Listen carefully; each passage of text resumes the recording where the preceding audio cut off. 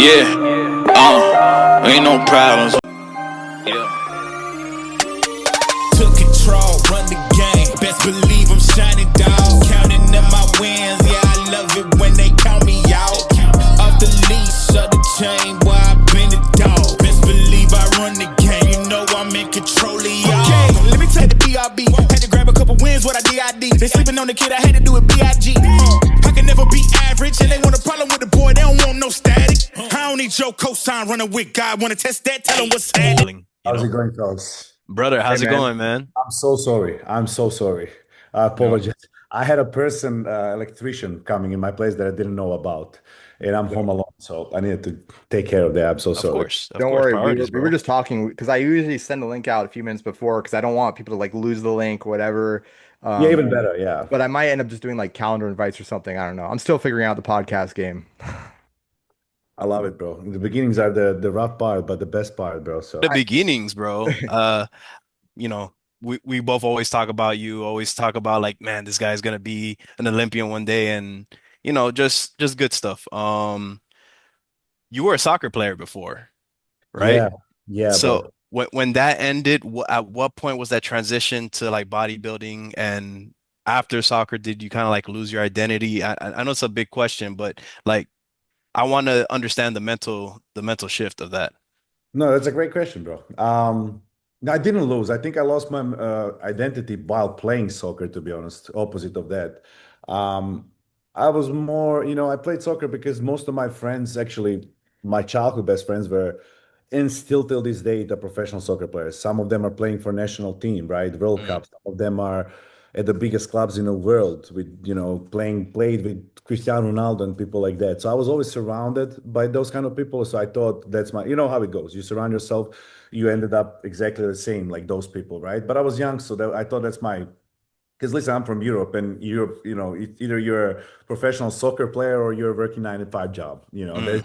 kind of no in between also.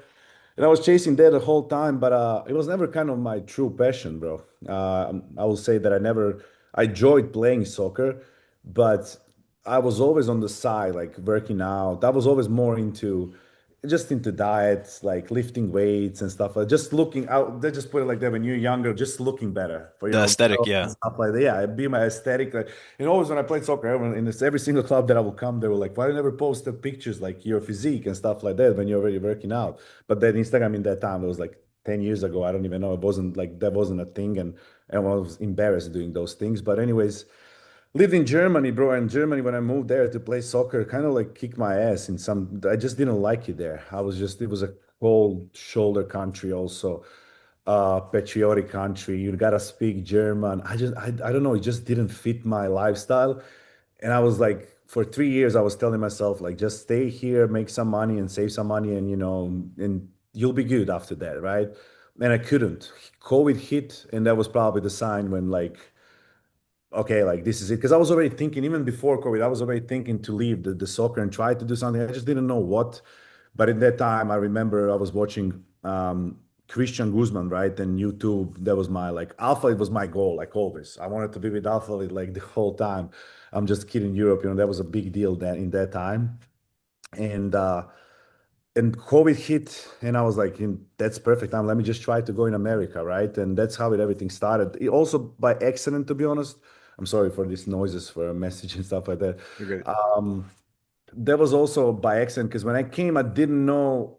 I had a pretty tough. Like I went from, I went from playing pretty much at that time. It wasn't professional anymore. I think I played semi-professional at that time, and but it was still, I was still making money off of. I was still living off of soccer pretty much. I came in America without a lot of expectation. Only goal was to meet Christian and somehow end up in Alpha because I didn't understand at that time, bro, that how Sponsorships and yeah. exactly. I thought like, oh, just because I maybe look good and he'll be like, oh, I want to sponsor you.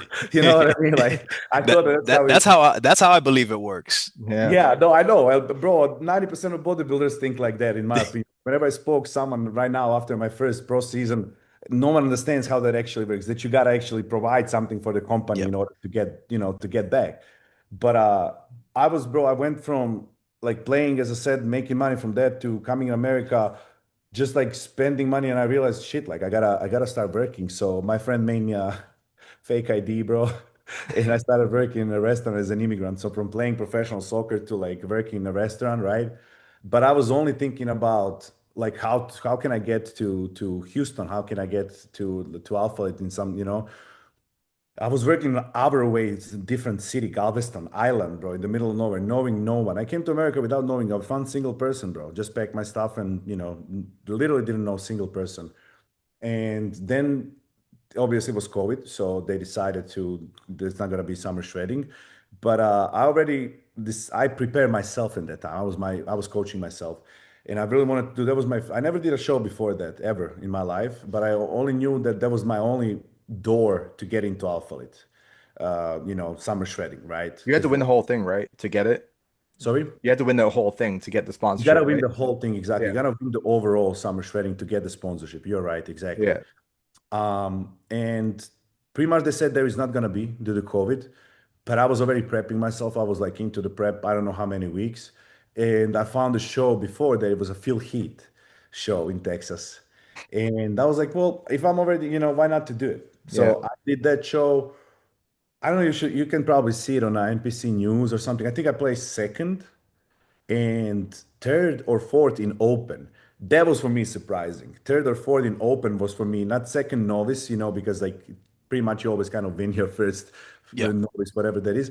But third or fourth in open was like because those guys were big. Those guys were big. So and I was like, I never, bro. I was completely natural, right? I was small. But I placed solid, and I was like, oh, that mad. And then it popped up. Yeah, look at me. Like I was a little tiny. Oh man, I haven't seen these pictures. Yeah, that was my Yeah. first show ever, bro. That was my first show ever. Pretty silly. And I still plays kind of good. I now when I'm looking at the pictures, I'm like, I don't know how I placed solid, but And I then we did. So for the people that don't understand bodybuilding, how many people were in your class? Um, and then we go to That this. just give them year, perspective. oh, that year I probably in open in that one, for example, I think it was probably like not too many, but I think it was like 10 people.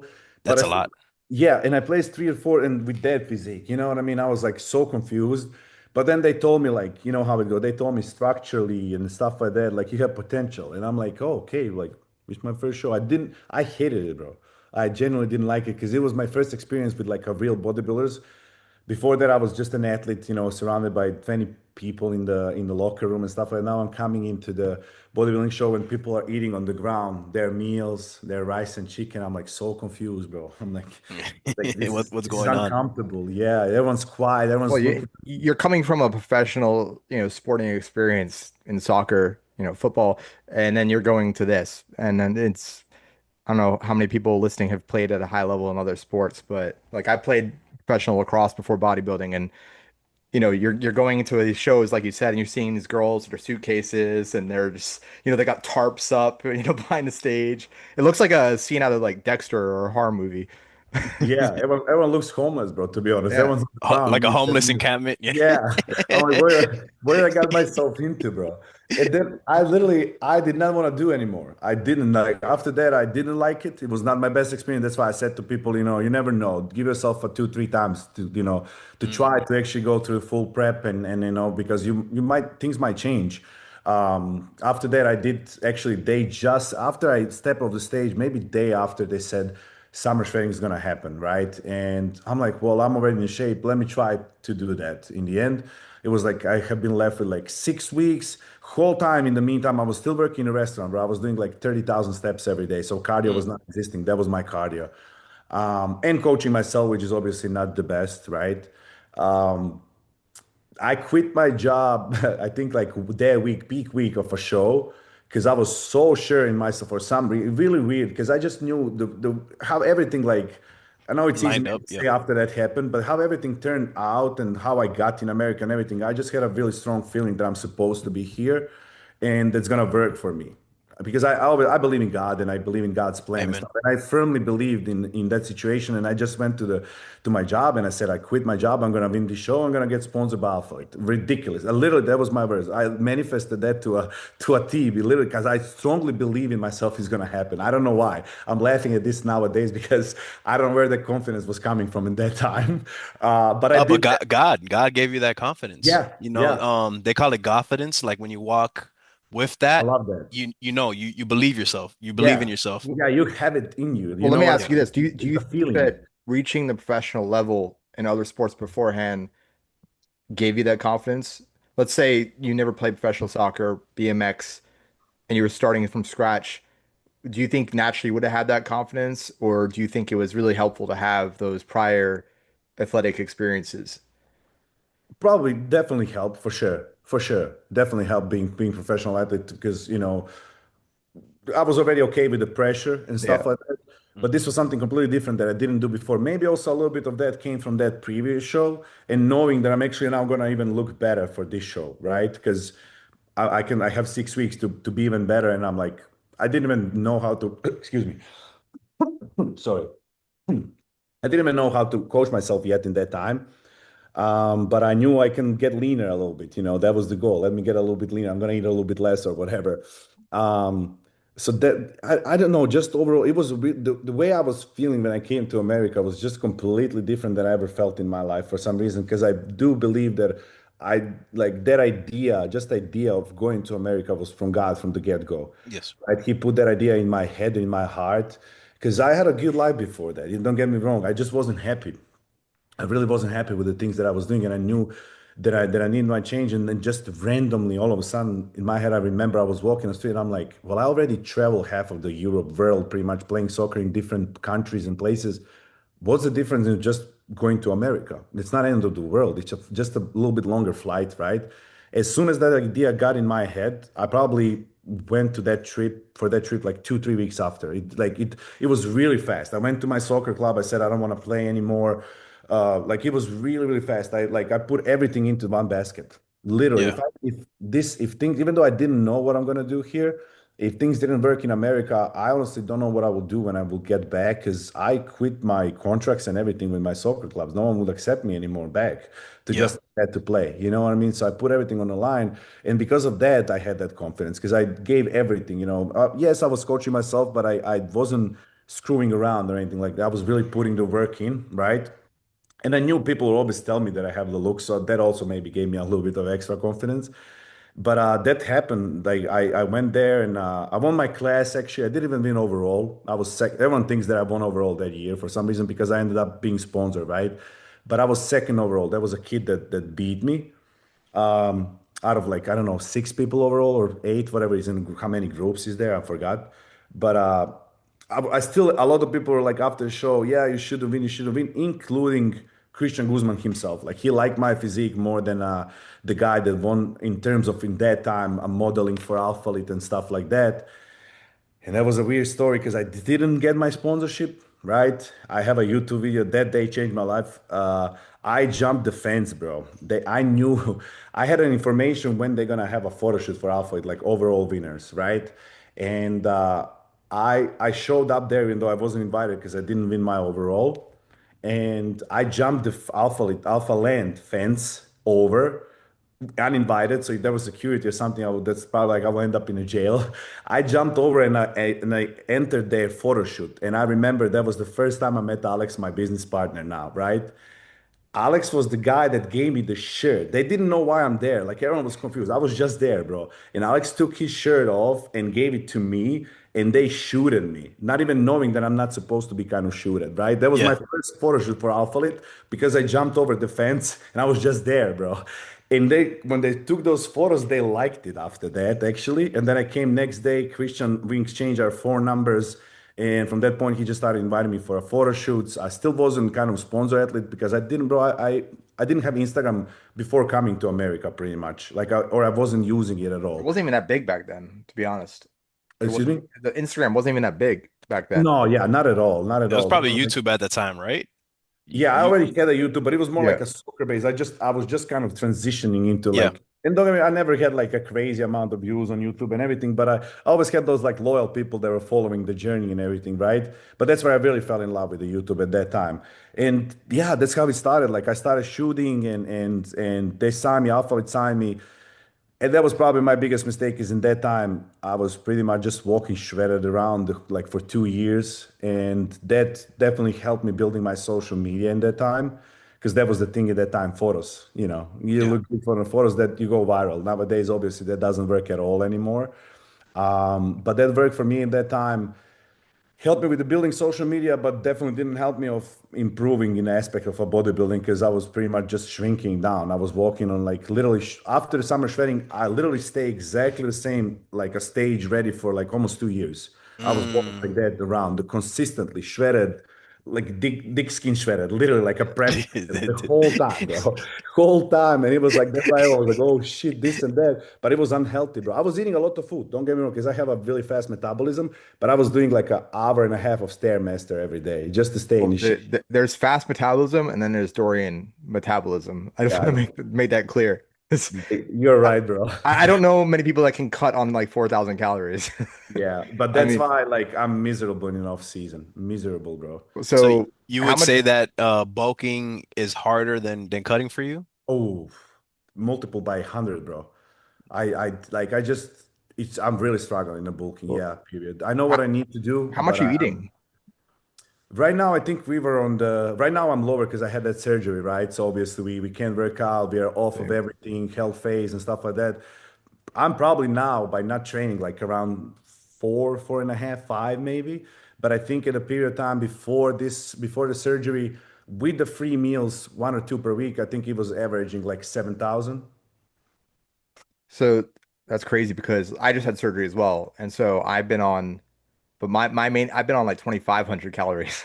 So I'm like, you know, but I appreciate it. I'm really glad that um, our coaches are have the foresight to not stuff us with food while we're recovering from Yeah. surgery. Because I'm I like you, can't even eat right now, even with the yeah. lower food. My appetite is for the first time like really, really crushed. I don't know what it is, but I genuinely like I'm struggling to put anything in my mouth. Like How did the procedure go? smooth. It was really, really smooth compared to I really spoke to a lot of people that had hernia Yeah. surgery, and everyone was telling me like their stories were just scary, bro. Honestly, every single person that told me something, I was like, bro, like another negative thing. I was just thinking about it because like Yeah. it's your stomach, man. It's your stomach. You know what Yeah, I mean? It's not like that's Well, where all your I remember intestines at, your abs, you everything. messaged me and I knew you were freaked because you were like, I'm so nervous, like I'm freaking out. yeah, And I'm like, well, yeah. because I've heard of it too. You hear about the mesh and like all these different things, but there's so many different levels to it, obviously. I mean, my surgery, I had 3 levels of my spine fused, so I might be a little bit It's in not pain even a little close bit. to mine, bro. Yours No, is but it's still annoying, and I actually wanted to get into like the psychology of injuries and also the difference between it being injured in like soccer or lacrosse and being injured in bodybuilding because I think there's a huge differentiation because I don't know for you when I was playing lacrosse it's like okay you want to play every weekend but it sucks you can't be involved in the games but at the end of the day you kind of go back to your normal life once you're in bodybuilding and it's 24 hours a day it's always on your mind. Excuse me, sorry. Hey, come Yeah. here. My dogs. I'm so sorry. Sorry. No, they're Continue. cute. We've You're seen them fine. on the Instagram. um they can join in whenever they want. But yeah, I just think that I've noticed for me anyway, it's a lot harder in bodybuilding to deal with injuries because you feel like it disrupts your life so much more than you twist your ankle, you miss a couple of games in soccer. Part of it is because like when you come back after a few practices, you're kind of back to where you are. In bodybuilding, you have to kind of it's an aesthetic physique kind of sport as well as performance. There's some performance, but mostly it's how you look. So for me, that's what's been so difficult. I remember I woke up and I looked in the mirror and I like nearly cried. I was like, we're so used to the triangle and I looked like an upside down triangle. My waist was all inflamed, Yeah. my shoulders and everything was deflated, and I was just, it's only temporary, but it's tough. It's tough. So Especially because time is crucial in this sport, Yeah. yeah. And I'm also not that young anymore. So for me, it's like Well, that's why how old are you, Dorian? I'm 32, bro. I'm not that young anymore. As I said, Yeah. I started everything. I played my whole life. I was an athlete, So I came in Yeah. America way later than that was the last straw, I will say, almost. You know what I mean? Yeah. Like I just didn't enjoy what I'm doing, and I'm like, okay, this is the last chance. Let's do it big, let's change completely everything, different country, different everything. That's why, like, any little setback for me is like, damn. I mean, don't get me wrong. I also started this later than everyone else, so I have plenty of time. I started pretty much with bodybuilding, if you consider that like actual bodybuilding, maybe 2 years ago. So I probably have until I'm 40 minimum of doing Yep. this. You know what I mean? So I'm not in a rush, but like I know where every you're coming from because I turned 36 in April next month. So, yeah, yeah, but like you, this is my second career in sports. I had other sports and now it's like, okay, but yeah. We didn't start at that from the. but It I'm too wasn't our old. first sport. Yeah, I'm too old to be hitting and running anymore. Like I had two Same. knee surgeries. Like I can't be doing that. But I think the good thing for us though in this sport is that our prime is in our 30s. You look at Aaron Banks, Ryan Terry, Andrew Jacked. These guys are 37 to 42 years old. So I think, with your Corey Morris is like 40 something. is he Yep. in his 40s now? I Yeah, he's think pretty old so. too. Yeah. But I think that's also I always felt like this bodybuilding came to me at the perfect time because it's like, well, I'm not gonna be doing that anymore. And I just want to take advantage of my athleticism as long as I possibly can. And I don't know about your thoughts on masters. For me, once I can't get my body any better, I'll just go back to being a gym bro because for me the whole excitement is like, can I get any better? I appreciate the people that do step on stage in their 40s and everything, but like for me, if I can't get it any better, then I'm just like my dad still rows and he'll tell me his time goes down by 2 seconds every year, and I'm just like that sounds so depressing.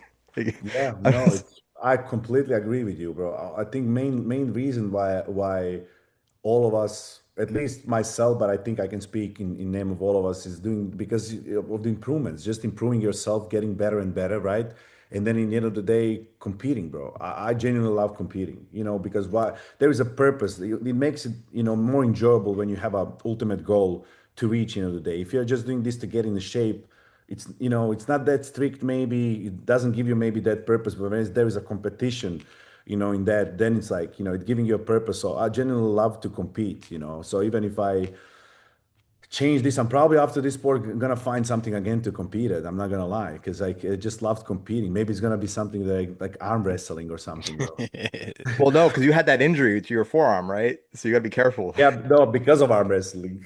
Was it the Because of Your supinator? arm yeah, Yeah, wrestling? was it the yeah, supinator because of muscle? The one that's pronator, yeah, always, yeah, yeah. yeah, I have a little bit of that too. It's so annoying. Yeah, It's Dang. it's really because of arm wrestling, nothing else. Because I'm always stupid. Whenever in kind of some kind of event, I always arm wrestle because I never lost. That's a fact. I never lost in arm wrestling.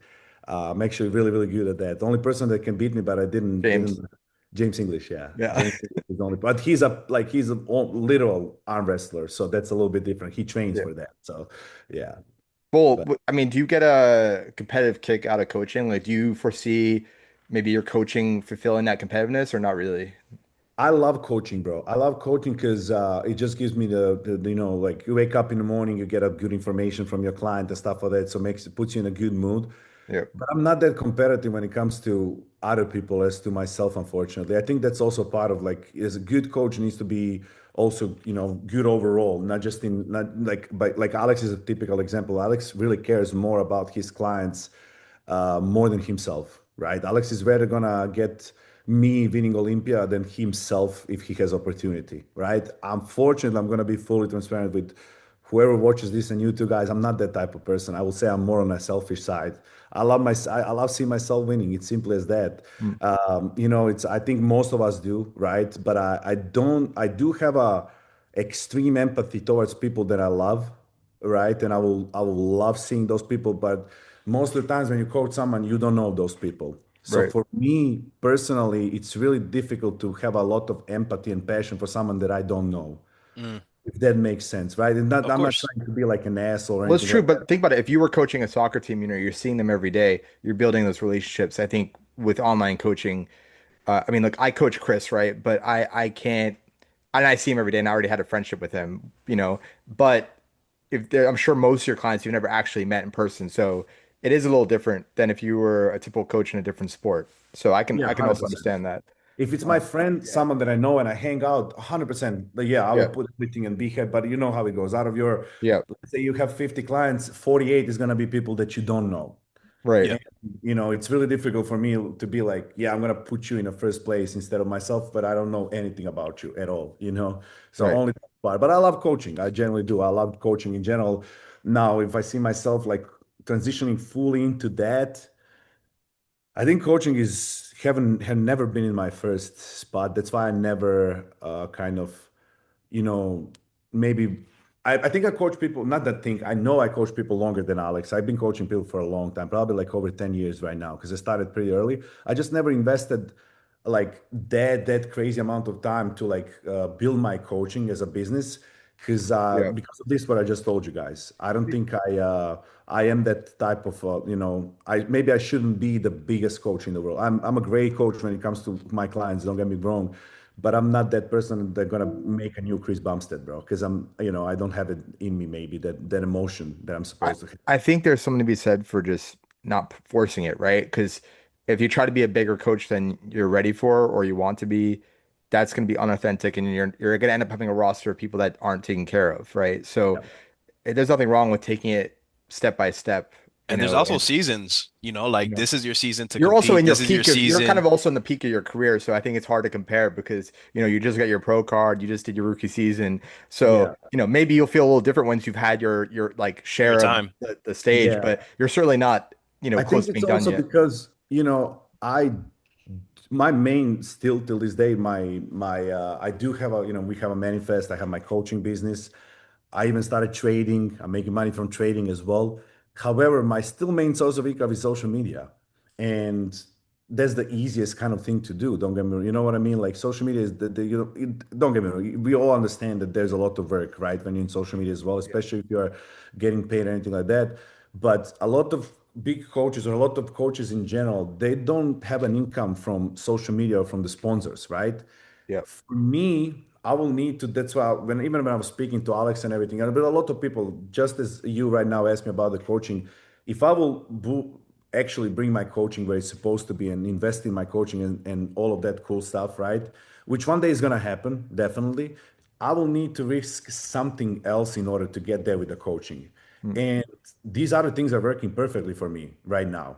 And don't get me wrong, I'm very, really aware of that. It's not gonna last forever.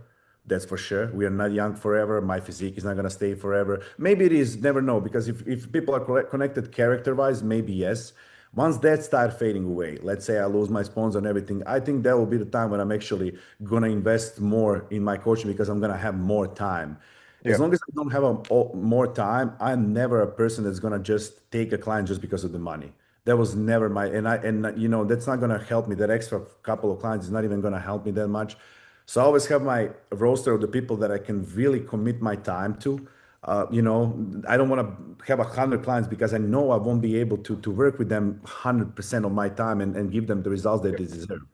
If that makes sense, you know what I mean? But Oh, once you're that does aware. make You're sense. very aware of yourself, and I I, think I think mo the problem with most people in general, not just bodybuilders, is we take on so much that we forget to pour into ourselves, and that's when we do lose ourselves or we do burn out mentally, physically, and your physique is going to resemble that when you're high Exactly. stressed, high cortisol, Exactly. XYZ. I Because want to use people also this. don't understand that you're dealing with a care. You're kind of psychologist at the same time, right? Right. Yeah. And I already have really a lot of things on my plate. So when I, wake up and my client tells me, "Hey, my dad died," or "I have a cancer," which I heard all of that, right?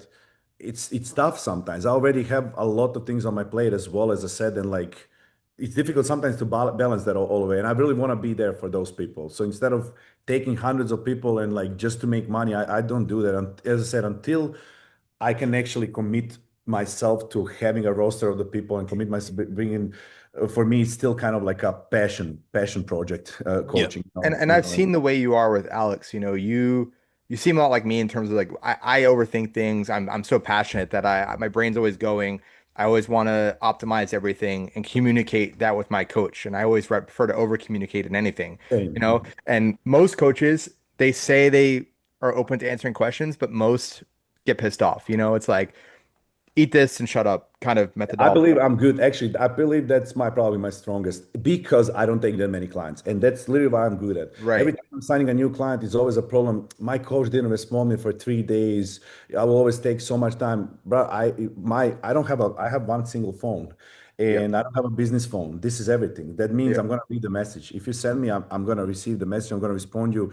Maybe not in that second, but I'm gonna respond you definitely same day. You know what I mean? So But I that's think it's deeper than that because like the way you are with Alex and the way Alex is able to give you his time, I'm sure in the back of your mind, like you would never want to treat someone like you wouldn't want to be treated, right? Like you get a certain level of attention and care from Alex And so Yes, you want to keep your roster to the point where you can also do that for your clients, and that makes perfect sense. for sure, Like for sure. because you're, and I do want to take this opportunity to just say that, it's pretty clear how authentic you are, and that's why, Thank you. one of the reasons why you've had so much success on social media. And if I'm being honest, like I've probably followed you closer than anyone else from the beginning because of that reason. And I actually thought about this the other day. I'm like, why was I so interested in Dorian's progression and his journey? It has nothing to do with the cinematography or even, look, everyone has good physiques, right, in a sport, but it's more than that. And I think for the people that are so scared to be themselves on camera. They're just doing themselves a disservice. I mean, I've heard you say multiple times that you don't have a plan. You just kind of talk. And I think so. I wanted to commend you for that because it's so important. And I wish there was more of it in this space. But yeah, I think the way and look, the amount of time and effort you put into like your young LA hauls, right? And this is where it's like for people listening that say, "Oh, I have a dream of having a sponsorship or something," it's a job, right? Yeah. Um, and it's pretty clear how much effort you put. You'll go for surgery, you'd fly, and then you're doing this half hour to an hour haul in Yeah. detail of like where every button is or where every freaking Young LA tag is, what it feels like, what the crazy detail. So I actually want to ask you about that. Like, what gave you the idea for how you go through your hauls? Like, how do you manage these responsibilities? Like, how much of it comes naturally, and how much of it do you have to like really think about and plan ahead of time? Calls is just something that like I never miss. Yeah. I think I started that, you know why? Because when I started with Alpha, they signed me when I had 2,000 followers, as I already said. Yeah. And the main goal is always for the company realistically to sell, right? Hmm. In order for you to sell to sorry, to stay with the company, it's got to be mutual benefit, right? More you sell, more company respects you. Unfortunately, that's how the world works. That's also explanation to everyone. Maybe they're wondering about the sponsorships and stuff like that. You gotta understand that even if you have a million followers, right? And let's say Young LA in this case, because I know a lot of nowadays younger people wants to be with Young LA. It's blowing up and all the cool stuff. I always say to the people like after this rookie season that I had, a lot of those professional men's physique pros, right, approach me and ask me about like, can I help them with Young LA? And my words, and not to be disrespectful, I always say you don't want to be with Young LA. And the reason why I'm saying that is because you might get a chance, but you're also going to probably get dropped really fast because you're not going to be able to compete with these people in the team. They have a huge names, right? And it's really difficult to stay competitive with those big names. And if you don't sell, it's pretty simple from a business perspective. Hey, we are sending you $4,000 worth of clothes every month, but you're selling $100 per month, right? Where is the mutual benefit? You know what I mean? And then you're gonna lose the sponsor and you're gonna feel bad for yourself. You lost opportunity and stuff. So rather try to first build a community. I think community is the most important because I was witness a million times that someone that has a small following is kicking ass with the sales, and someone that has a millions of followers don't sell anything.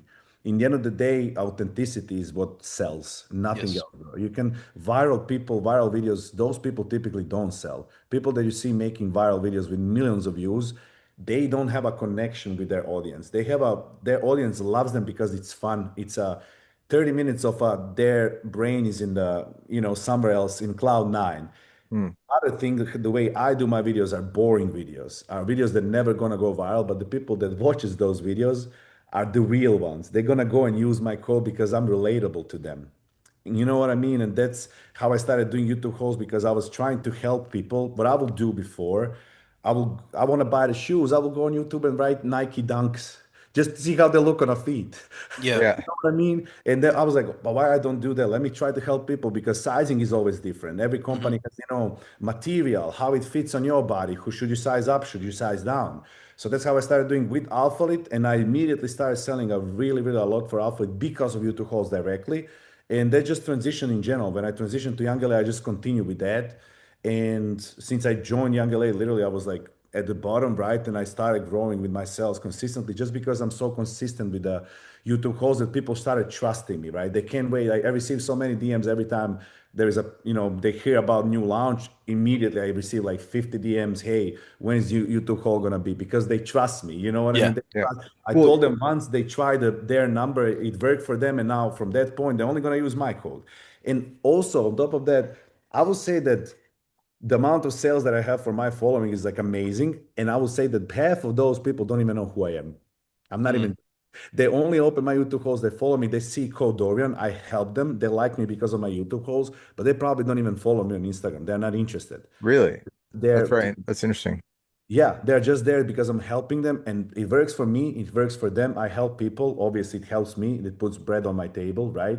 And everyone's happy. So I actually enjoy doing them because it's yeah, indirectly, if it's not broke, don't indirectly fix it. making money from YouTube, right? Yeah. Indirectly, kind of. But you're also not afraid to say like, hey, maybe you like this item, it's not for me. And I Oh, think that always, goes a long way because people are always, always yeah. hearing, this is great, wear this, wear Oh Yeah. yeah. that. It's If like, you ever well, watch my YouTube call, that's such a like I always. But you know how many times I say I hate this shirt. Like I don't know why they made it. Like it has a skeleton. I don't wear a skeleton. I don't wear anything. So that's yeah, also something like I always say that, right? I believe in God. I already said that. It's nothing against people. You can wear whatever you want. I'm not gonna judge you. I personally, I'm not a hypocrite. So when I say I believe in God, I'm not gonna wear the skeleton on my shirt because there is no gray area in life, right? There is bad or good. There is Yes. no in between. Yep.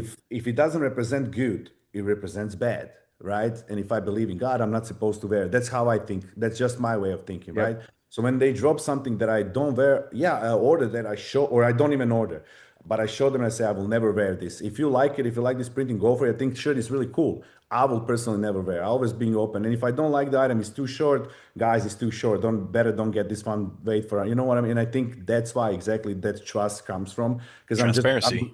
I'm just being literally transparent. Because why would I? If I cheat once and I tell them once and they, they're gonna lose. I'm gonna lose that trust and I'm gonna lose everything that I kind of build over time. So that kind of in between the It's community, the it's trust in you, it's it's the kind of athletes, the right? It's the athletes building that trust, and it's also the brand being consistent too. Like, and I'm not going to get into it, but like I left the company I was with this week because I was misaligned. I didn't believe in some of the things they were doing, and therefore I had to separate myself. So I think it's really important for athletes just to stand up for what they believe and not be afraid to say something like, I'm sure when you first did that, you were like, maybe young lady doesn't like me saying I don't like this certain thing, but I mean, at the end of the day, you're kicking ass in sales, so they want yeah, that authentic. And it's not like you're even saying it's bad. Like you'll say, hey, oh, like I actually wish it didn't have the skull in it because this shirt is really nice, you know? exactly, So exactly. yeah, actually, so with your YouTube and Instagram being so different, right? Like on the Instagram, you've said before you don't even like taking your shirt off most of the time. It's pretty clear, like you do it for the nature of the beast. Like that's kind of how the business goes. It seems a little bit more like of a diary log of your bodybuilding journey, whereas your YouTube is your life and your real diary. Which is more which has been more helpful? Like if God forbid tomorrow you woke up and one had to be deleted, like are they both kind of paralleled and supporting each other, or would you say one is more important to you right now, business wise?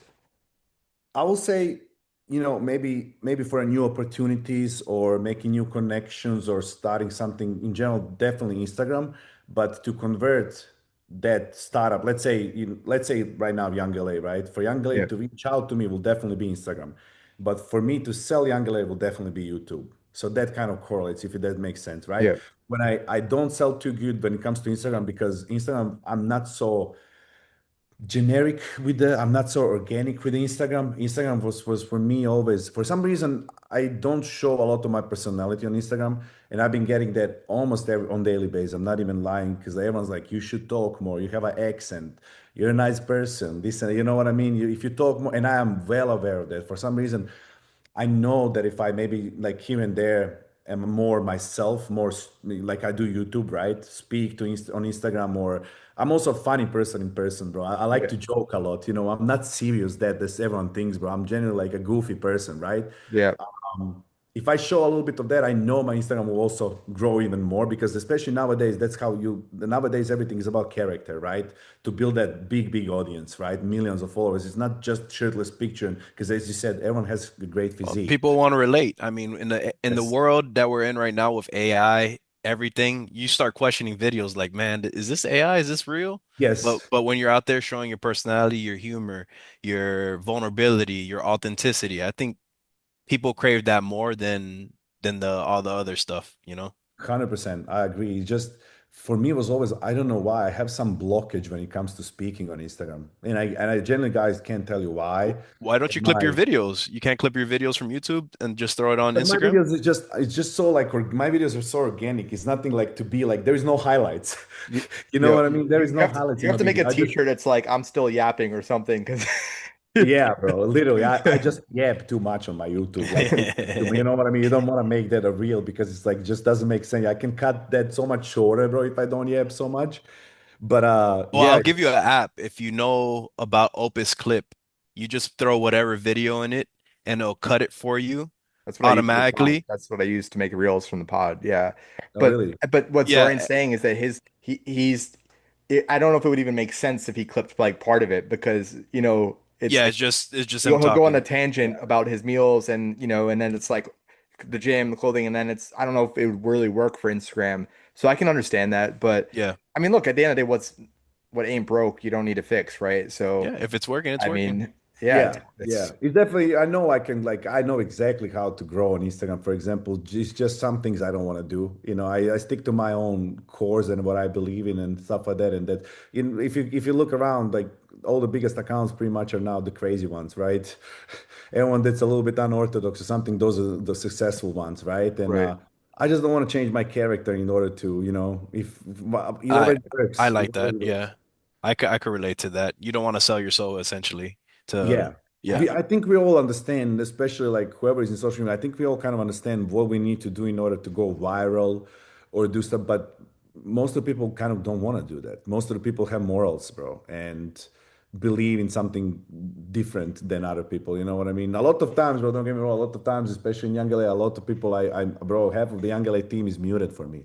But in person, they're great people. I love all of them. I just can't stand their content. But in the end of the day, it works for them. They make money off of it. I respect that. Yeah. It's your, I respect, I'm never going to judge anyone. I just always, for some reason, feel judged. I don't know why. I think it's because the way I'm raised or something. I always feel like if I do stuff like that, I will feel uncomfortable. I will feel judged consistently, and I don't want to, I don't want to do Are it. you're kind of afraid? Are you afraid to come off as egocentric a little bit or self-conceited, by sharing certain things or in a certain way, like if that makes sense? Like what is it like? Probably. Yeah, It's I'm also a big introvert, bro. I don't even know how I end up in social media because I'm a I'm a huge introvert, bro. I don't like that people know a lot about me, even though I do share a lot of my life, right? But I'm opposite. I don't share the highlights. I share the boring part. The highlights, I'm present for the highlights most of my time, and that's why I also don't blow up because I enjoy my time in when I have fun. But it's more like I'm gonna film a YouTube then full day of eating, so because people like to watch it. I'm gonna explain why I'm eating this, why I'm carving up and stuff like that. That's not the fun part of my life, bro. I just know that people like to watch it, so I'm gonna do it. But yeah, so I don't know where I went with this, bro. I forgot where my brain just good Well, stuff. stopped. let's redirect real quick and keep it in the same thing. Do you think that social media has helped bodybuilding or, fitness influencers, or has it made it more toxic? Especially what happened this past weekend with Martin. I think, they kind of like blew, they put him in the forefront of like, being a target, and everyone's now throwing targets at him from, a human mistake Yeah, or I being know. I human. completely agree, bro. Like, I think social media ruined it. I think social media ruined in general. I mean, if you look around, most of the youngsters are on PEDs just because of social media, Yep. and it's just so much pressure, bro. It's pressure because you're competing against the whole world consistently every day. And that's why I think like when you're in social media, you generally don't have a days off if you actually want to make it in social media. If you want to make money off of social media only, that generally shouldn't be days off at all. Because like someone else just posted 3 times in a day while you were at the beach laying down. It's almost. I never in my life before I knew what anxiety was until I got into social media. Now it's like every morning you wake up, what I need to do today to maintain just what you have, right? Not even to grow, just to maintain. You gotta keep doing something. You gotta film. You gotta post. You know what I mean? It's like, and I'm not that person. I you know I other day someone asked me. I think it was maybe even over or Yagale. I was like, I don't even like social media. Like I genuinely don't. It just fell in my lap, and I'm riding the wave. You know what I mean? And I'm already in my head planning other things, what I'm gonna do when it goes away, because a lot of people don't have it. A lot of people don't think it's gonna go away, but there is more and more people in social media, and today you're important, tomorrow you're not. It switches pretty fast, right? And it doesn't happen that quickly, but it started rolling slowly, and once it start rolling down, it's really difficult to get back, you know what I mean? And once again, you stop selling maybe that good because a lot of people start using someone else's code. You lose your sponsorship. That's the only thing you build so much so far in your life. Then what? Well, think Then about it this way. I mean, bodybuilding is centered around delayed gratification. Like that's the whole point of the sport. And what is our society going towards now? Instant gratification. And I yep. think there's this like crossroads where the two are not meshing. And it's like 95% of the bodybuilders I see online, it's like they're missing the point. Or the people I know. I mean, I have friends that go to the same gym as me, and look, people can talk about their pro card, but it's like when you've done like a couple of shows and you still know you need like 20 more pounds of muscle and you're talking about your pro card, road to pro, road to pro. It's like at some point you've missed the plot. Like you missed the point, and you said like, oh yeah, I'm going for a pro card, but you said, hey, this is how I'm going about it.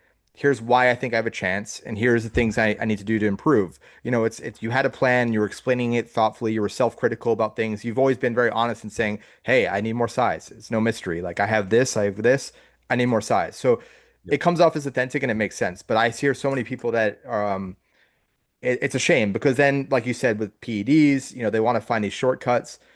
Once you add as all those PEDs, what other like levers do you have to pull when you hit that next plateau? So, look, I know for me, like I did 3 shows completely natural before I even touched anything, and then it was just basically TRT treatment.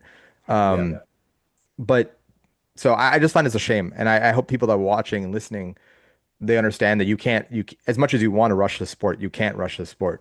I This completely you, agree. you Even might be my able to learn a new soccer trick like pretty quickly, like over the weekend, but you can't just gain 20 pounds of muscle in a week. Like it doesn't work that way. 100%. So Yeah. Even to my Dorian, clients. would you have any advice for any young bodybuilder, aspiring bodybuilder that wants to be an influencer on IG or YouTube or any of that? Would you That have any wants to be advice an for them? influencer. You said that wants to be an influencer. Don't post bodybuilding content. It's simple as that. It's really boring. People are not interested about it. I know, especially that's you will see. The market is closed. Oh my God, that was my. That was I'm not not. trading right now. That was my. I hope I didn't open some trade, bro. I hope I didn't know. Anyways, You're gonna be a part owner of Lululemon when you yeah, bro. Sorry. I just got a little. Oh yeah, even when there's so many people with a great physiques and even great character in the pro division in general. But as you can see, there is one out of million that succeeds, like Chris Bumstead or damn, I don't even know. Like Chris Sam Sulek, right? That's like Yeah. two out of I don't even know. Because it's general, you gotta adjust to the kind of algorithm, unfortunately. You can still do your thing, don't get me wrong. You can still do your thing. You can still do your bodybuilding thing, but you kind of gotta adjust to what works. So when I see, bro, straight, no filter checking photos, bro, that kills your Instagram, bro. You will never grow on Instagram when you post your check-in photos. With all the respect, like people are just not. That's great. You're journaling your whole journey. I respect it because I know what it is, right? But from outside perspective, they just see weird photo, bro, in front of the You in your underwear. exactly. You know what I mean? In front of I get it. Well, whatever it is, I think it also depends on what kind of following you have, right? Like I know for me, when it was very uncomfortable at first to switch my content to more health and fitness and bodybuilding from lacrosse because all of a sudden I have lacrosse people that are like, well, what's this, kind of reaction. And now it's like, okay, now I'm mostly bodybuilders following me, so it's a little more normal. But to your point, like checking photos, it's it's good that it's personal, right? Like it is part of the journey being authentic, but to your point, it's kind of like that's everyone's doing it now It's too. overdone, yeah. I And think Yeah, and it's like, it's one thing if you do a check-in photo like after a surgery or something and there's some kind of story behind it. yeah, But exactly. but I think sometimes people just do it as a gut reaction. They have no thought towards it. And that's when it becomes, yeah, Yeah. It's yeah, also like if you want to grow realistically, you gotta kind of if you put in your head like that, right? You kind of gotta be providing something for those people to follow you, right? As I said before, there was nothing else but posting the photos. So everyone was blowing up based on who has the best photos, right? Because they didn't get anything out of it. Nowadays, people are filming everything. Some people are getting followed because they're just simply fun and funny, right? They just people love to watch them. So they're getting something out of it. They're getting smile, laughing out of their content, right? Then there is something that is posting recipes all the time. They're huge on Instagram because they are providing something for the audience. They are providing recipes. People follow them for the recipes. There is always something in return that you gotta give. If you just post your physique, what are you giving to the people back?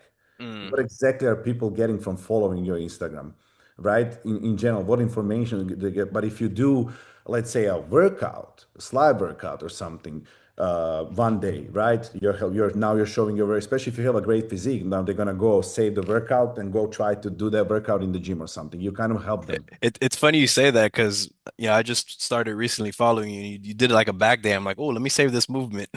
Yeah, But see? well, but Dorian's, it makes sense. you and Nile, right? I think it's No, Nile. yeah. Yeah. You two, I think when it comes to just the quality of the workout and seeing how you perform it, maybe it's helpful. The LA gym is sick. It looks really good and it's Yeah. really good for lighting. But yeah, your content comes out very crisp and it looks professional and you can see everything. And I think sometimes maybe they just film workouts in like weird angles and stuff. You can't really do that organically. That has to be planned, right? Like, Yeah, yeah, yeah. and you've said it even before, it's kind of annoying because you just want to work out and now you have to think about filming it. You have this big tripod, you're setting it up, but Exactly. you know, That's but why I I don't think, like social media because yeah, I need to do that. I would rather work out in peace. But I'm really happy when I do it after. I'm extremely happy because now I'm like fulfilled. I did something I know it's gonna work because people already like it. yeah, I'm just happy that I did it. It's kind of slows you down in that workout. You're kind of in the gym a little bit longer, but it still works. And also, for example, that didn't work for me before. I will post a workout before it sucked.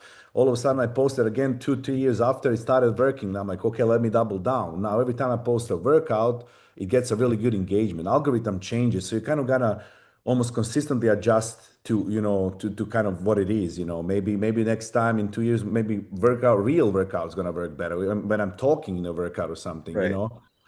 It's just Yeah. adjusting So consistently. you got to follow, like you said, your algorithm. So it could change on a It, week to it, week it changes, basis. yeah. It changes consistently, bro. It changes consistently. As I said, I blew up based on photos, bro. Nothing else. When I post a photo right now, that's it. If I post right now, the most shared picture that I ever had is probably get way worse engagement than something that I filmed real for like 5 seconds, something funny.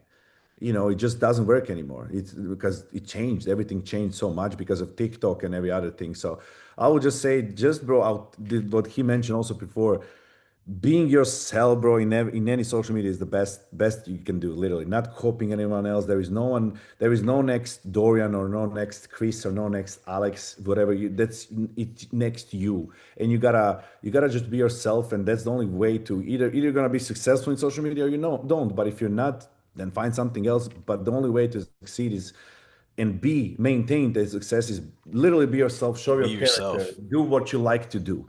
As I said, for me, also recently started working funny skits with my fiance, and I love to be funny, as I already said, so I enjoy filming those. Those are cool for me, and it's relatable and funny content. I think are two strongest things to blow up in social media. yeah. Mm. Relatable and funny, because everyone likes to watch funny. You can't get a hate if you're funny, right? No one hates Kevin Hart, bro. You know what I Brilliant. mean? And like Jarek's always doing his like eating videos. Yeah, yeah, Like he's always just eating his bowl of rice or yeah. whatever. And yeah, here's the thing though, to your point, it's like once you copy someone, the algorithm's already changed. It's like someone If could you try to already do copy, do it, but do it better, bro. Do it better right. than someone else. Like Ashton Hall built his whole.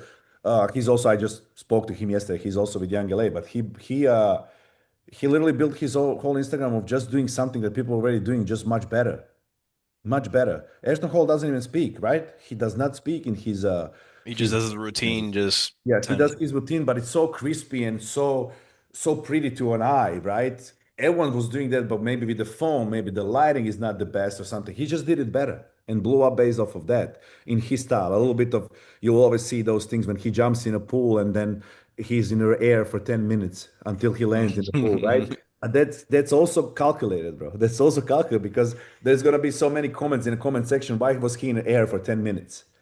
Everything is calculated. You know what I mean? It's so like social media is so like warped nowadays. You really need to be kind of like calculated to really be successful. To And really, but in you my gotta head, hook people quickly too. You gotta hook them real quick. yeah, that too. And I'm like someone that I don't. I'm always struggling in between. Do I even want that or I don't? Because I'm not. I'm interested, as I always said. I'm not sure that I want that a lot of people know about me. Sometimes, you know what I mean. Sometimes I struggle with that. Like, do I actually want to have so many eyes on me, or should I put more time into that and try to grow in more social media, or just ride the wave like what's going right now? I'm still growing slowly. I'm happy with that. I know I can do much better, but it's just I'm not sure if I kind of it's really weird. It's actually really weird. I know it's really weird, but Well, you seem like a guy that, you're very calculated in everything you do, and you're very cognizant of the things that are on your plate, right? So it seems like you're always thinking about like, well, if I have to do this, there's a trade-off, right? yeah. So I think for you, like, has it changed though? Like now that, you have a sponsor you like, right? Like you've met people, you create friendships in the sport, right? Through as you grow. I mean, has it changed where you're like, okay, I'm an introvert and this is a little more fun now? Or are you still feeling the same way you did before you even kind of blew up? I was definitely way more passionate at the beginning, bro, than right now. Way more. I Yeah. absolutely love it because it fell in my lap and I was like, oh, wow, damn. Like, it happened to me really fast, but probably for most of the people did the same, right? I went from like 2,000 to 100,000 followers in a week. You know what I mean? It went really quickly. I would wake up from like, I would gain overnight 50,000 followers one night. I gained or something. It was ridiculous in that time. Um, and as more I was like getting those following them, more I was shutting down, bro, in myself for some reason. You know what I mean? At the beginning, Because it you're was battling, you're battling yourself, man. yeah, yeah, and I was like, oh shit! Now all of a sudden, 100,000 people have an eyes on me. Now That's I a really that's a need to true introvert. You're a true yeah, introvert. yeah. Now I'm like, I need to be really careful because I do some stupid shit, people gonna hate me and stuff like that. Like that's. But at the end of the day, you shouldn't even feel about that in that way. You shouldn't care about it in social media. I think I just care too much about some things that, again, probably coming from how I'm raised and everything. But yeah, it's just that I kind of shut down more and more as the years passed by. At the beginning I was way more open in Instagram, way more doing way like different things and more funny and more crazy, and I will curse and I don't even know. Now I'm like all of a sudden all careful and everything. Even on these events I just came from Arnold, that was way more enjoyable before as well because it was more personal and everything. Nowadays is like I saw the videos on the outside. How was it? Because sometimes I like to consider myself an introvert too. I like my own space. And that seems like very overstimulating and overwhelming. yeah. Definitely, bro. It was fire marshals shut us down because it was way too many people and shut down Young LA. It was because of Young LA, because we had like Young LA and Trent Twins, to be fair with you, because people are obsessed with Trent Twins. They were supposed to go on their stage, and I think the lines were going all around Arnold. Like this was I think at one point was like 100,000 people inside or something, Mm. and they just fire marshals came and buy the ticket to Young LA to the owners and everything. I don't know if they need to pay something or shut everything down for 2 hours just to clear out the people, get them out. Which at the same time is kind of sad because a lot of those people saved their last money and paid the last money to be there just to meet someone. And now they were waiting for 5, 6 hours in a row and they just told them you gotta leave. Right. Yeah. So in that case, it kind of sucks because I feel bad for those. But no, it was way too many people. That's what I'm saying. It's not that enjoyable anymore. Firstly, I go there to reconnect to the other athletes in the Yeah. team, to hang Yep. out. You can't even see them, bro. You can't even, I didn't see my like couple of friends that I'm really close in Young LA for whole 3 days. Till this, I just texted Joe Andrews, for example. He's one of my close friends in the team. I don't know if you guys know him or no, but What's his name? Joe Andrews, Joe he does Andrews. workouts. He does work. He's a king of workouts. Literally, Pull, yeah, pull he him has up like on a Instagram, million. Alex. Let me see. Um, Sorry? I'll just look him up. You said he's a young lay athlete now? Yeah. He's one of my closer friends. He's like OG on Instagram, a workout guy. He has a pretty big following based off of workouts. But I didn't see him, bro. He was there, I was there, and I didn't see him for 3 days. How crazy is that? We're in the That's pretty same booth, crazy. That's nuts. everything, and I didn't see him. That's how many people were there. And then I'm like, Oh yeah, yeah. He's done a lot of yeah. I've seen him in a bunch of Young Lay videos. yeah, you definitely Yeah, saw. You guys yeah. definitely know who Yeah. that is for sure. Really cool guy. I love him. I love Joe. Um, he's also has a great physique. Just never dive like fully into competing. Unfortunately, he will be great in class. His legs are, bro.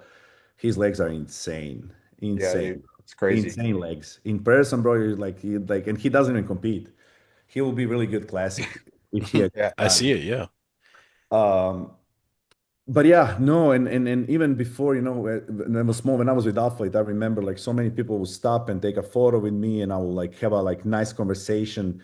Now, obviously, it's not even close as before, and not a lot of people, quite a bit of people still approach me.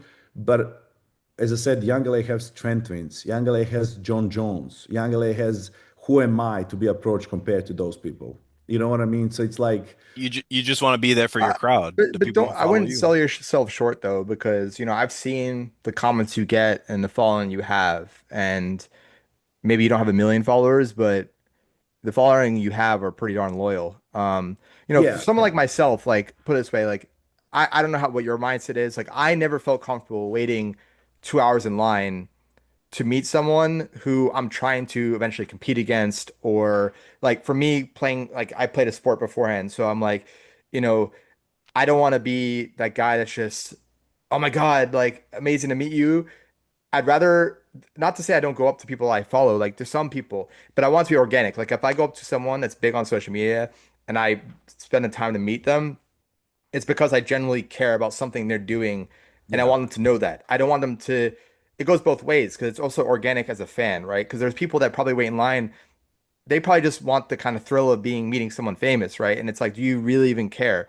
So I also think about it like the perspective of a person sitting there in line for 2 hours with all these people.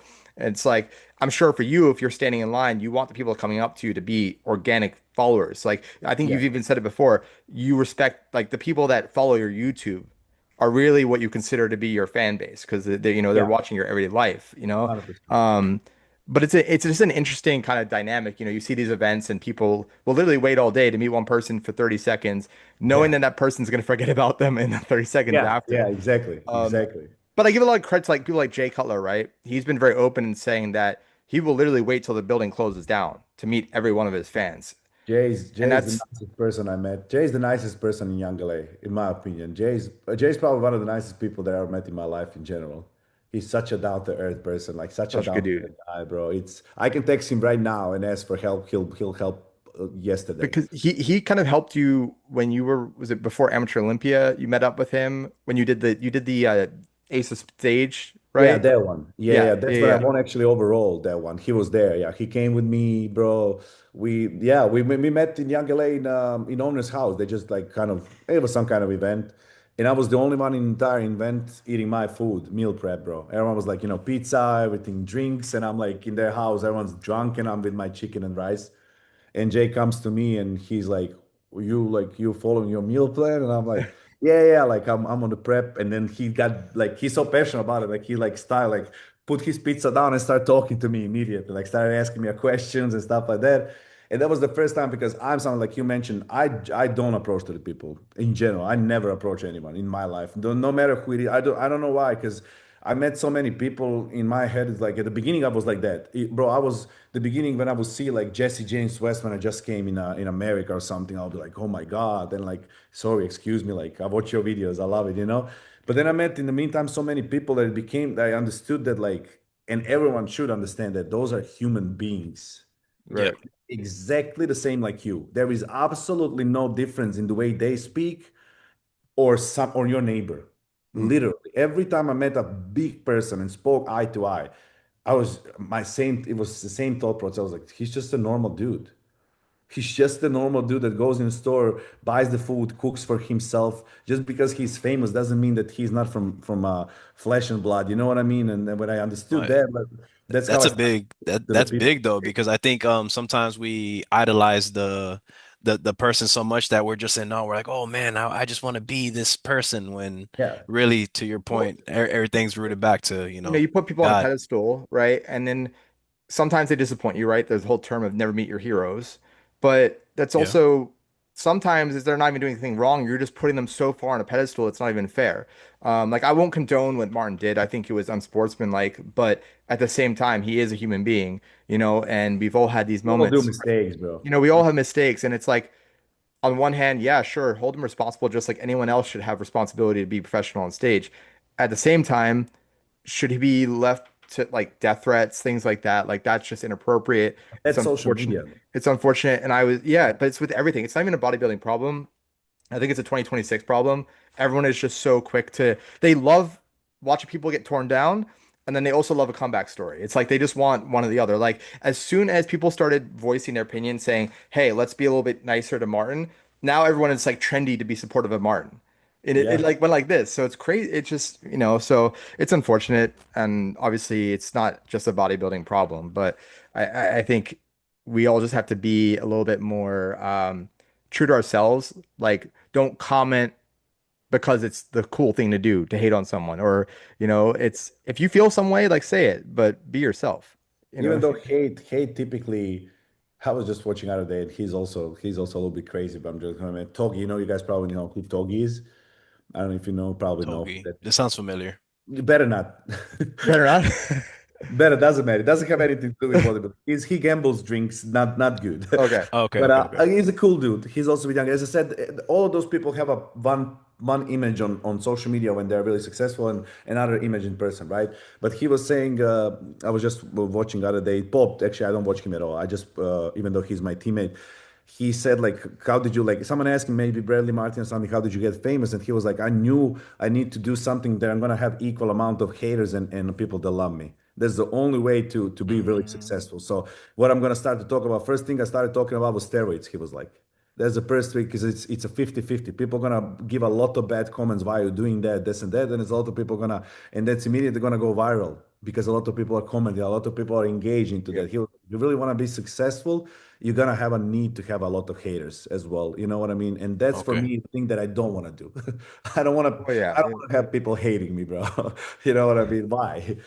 Well, yeah, no one wants to be hated. I mean, some people are better blacking it out than others, but But some people are cool with that. Some people yeah, just do it and they love it, bro.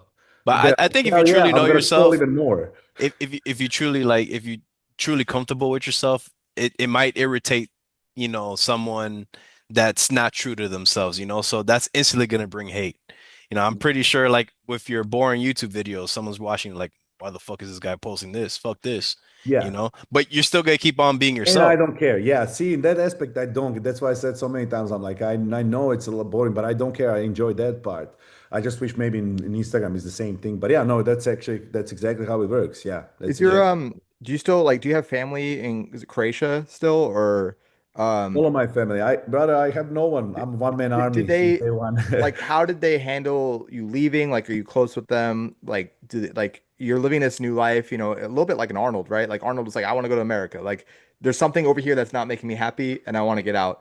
And I saw like you've spoken about Europe in the past a little bit, but I was just curious on the family side, like are they supportive of this career? I think bodybuilding is a very polarizing sport, right? I know, like my family supports me, but I also know they don't really understand bodybuilding truthfully.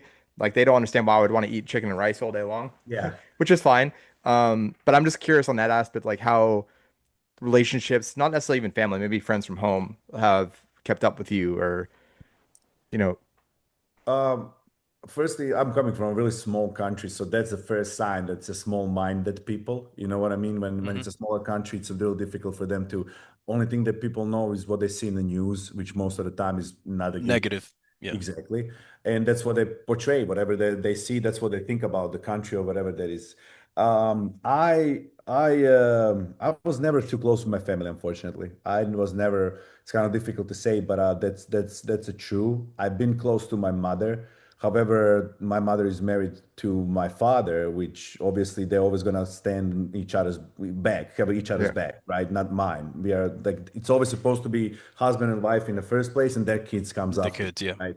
So because of my dad, I wasn't that close even to my mom, and my dad is really I don't know how we explain him.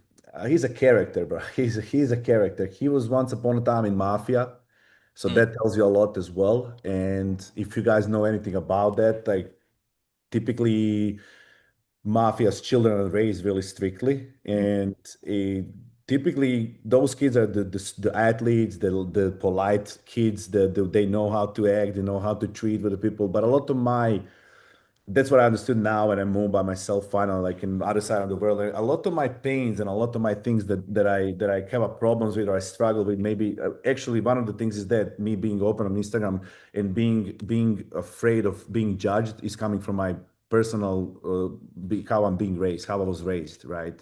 Um, only God could judge you, though. I know I want you to exactly, remember that. and that's the best part because my parents are extreme. Like I wouldn't say there is extreme when it comes to God, right? I wouldn't say that, but I will say sometimes they kind of act like they are because everything that I ever did in my life, It I'll was give it. criticized. Yes, I was harshly criticized in a My negative, family's the same way, so I'm just, right? I'm not guessing it. I've been through it myself too. But for myself, I think the biggest part is forgiving them. You know, although it hurts sometimes how I'm treated from my family, I give them grace because, like you said, yeah, husband and wife supposed to be together like this, and then it's the kids, and again, it's their first time being parents. Yeah, So what was their foundation of like, a mother and father, and that's where I forgive them, I know. I agree. I couldn't Yeah. agree. I couldn't agree more. My father came from a parents that kind of beat the hell out of him every day, bro. Yeah. Also, so. And don't get me wrong, well, yeah, my dad, yeah, he will be the freak out of me sometimes for sure, physically as well. But it was more like a psychological torture Hmm. every single day when I was there, because whatever I will do, I was just always, I never introduced any of my girlfriends to my parents because I was ashamed because I Yeah. thought my dad is going to laugh at me.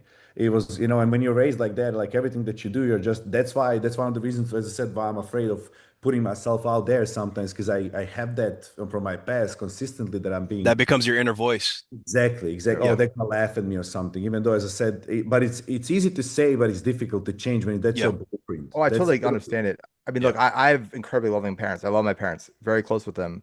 At the same time, I was the firstborn, and my dad was very high up in banking and very strict. I mean, he went to Oxford, MIT, like very educated, very strict. And it was almost like being raised like in a military, right? And yeah. I had a learning disability, so I had struggles with certain coursework when I was a kid, but he didn't really understand it, and he was just extremely hard on me. And I realized over time that I was like, why am I so hard on myself? And it's because I realized that if I was hard on myself, then he would kind of ease off me. Yeah. If he saw me beating up myself, he would just kind of let me do it. And now he apologizes. Oh, I was so hard on you. I'm like, well, honestly, it made me better at what I do now because I'm so like, I don't know if that's maybe rubbed off on you and how you have this work ethic, right? This crazy work ethic. A lot of people in bodybuilding too. And, maybe that's why you're just so driven. I mean, you're so protective of your day, everything you're doing.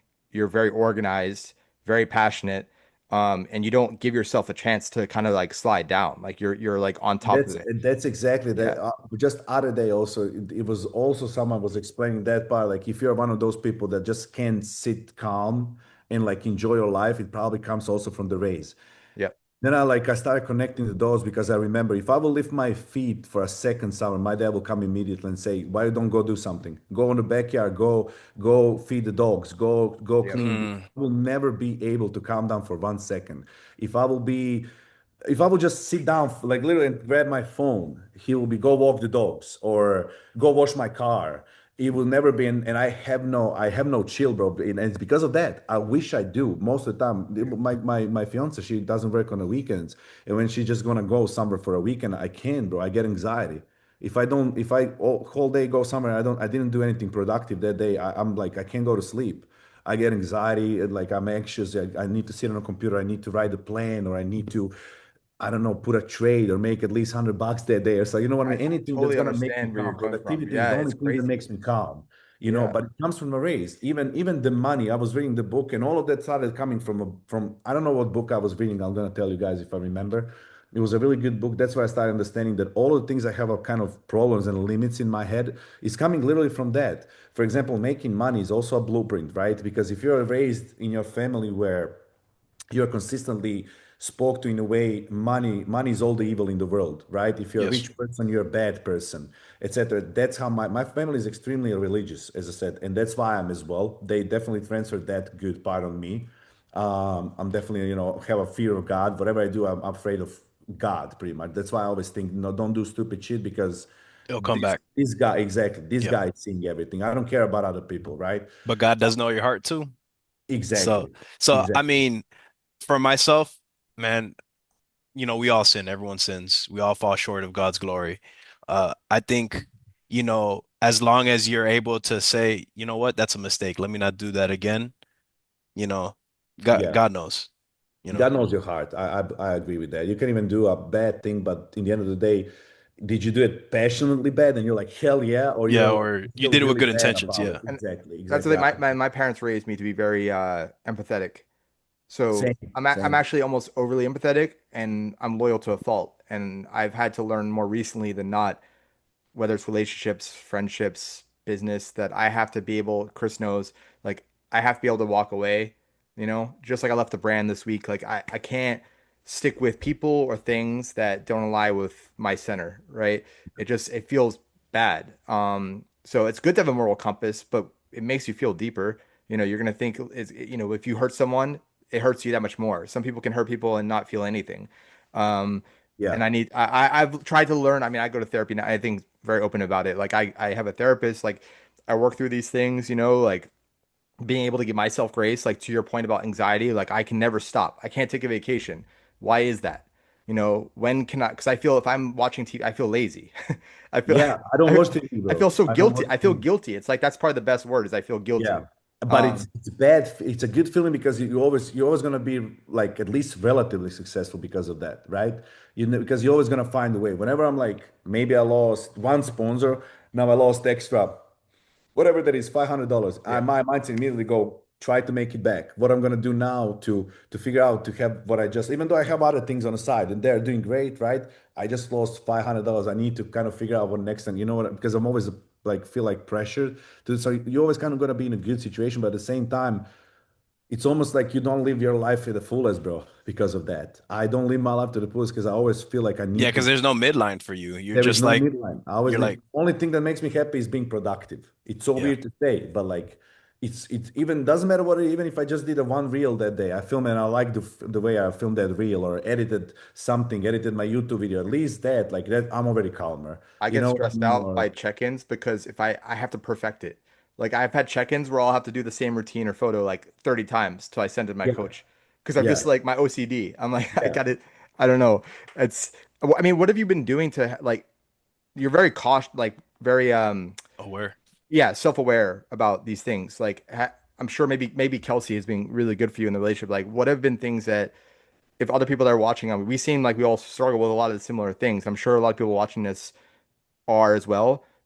Have there been things that you've been doing to maybe Ground yourself, like grounding take a step techniques. back or give yourself some grace, and so that you're not kind of like burning at all ends?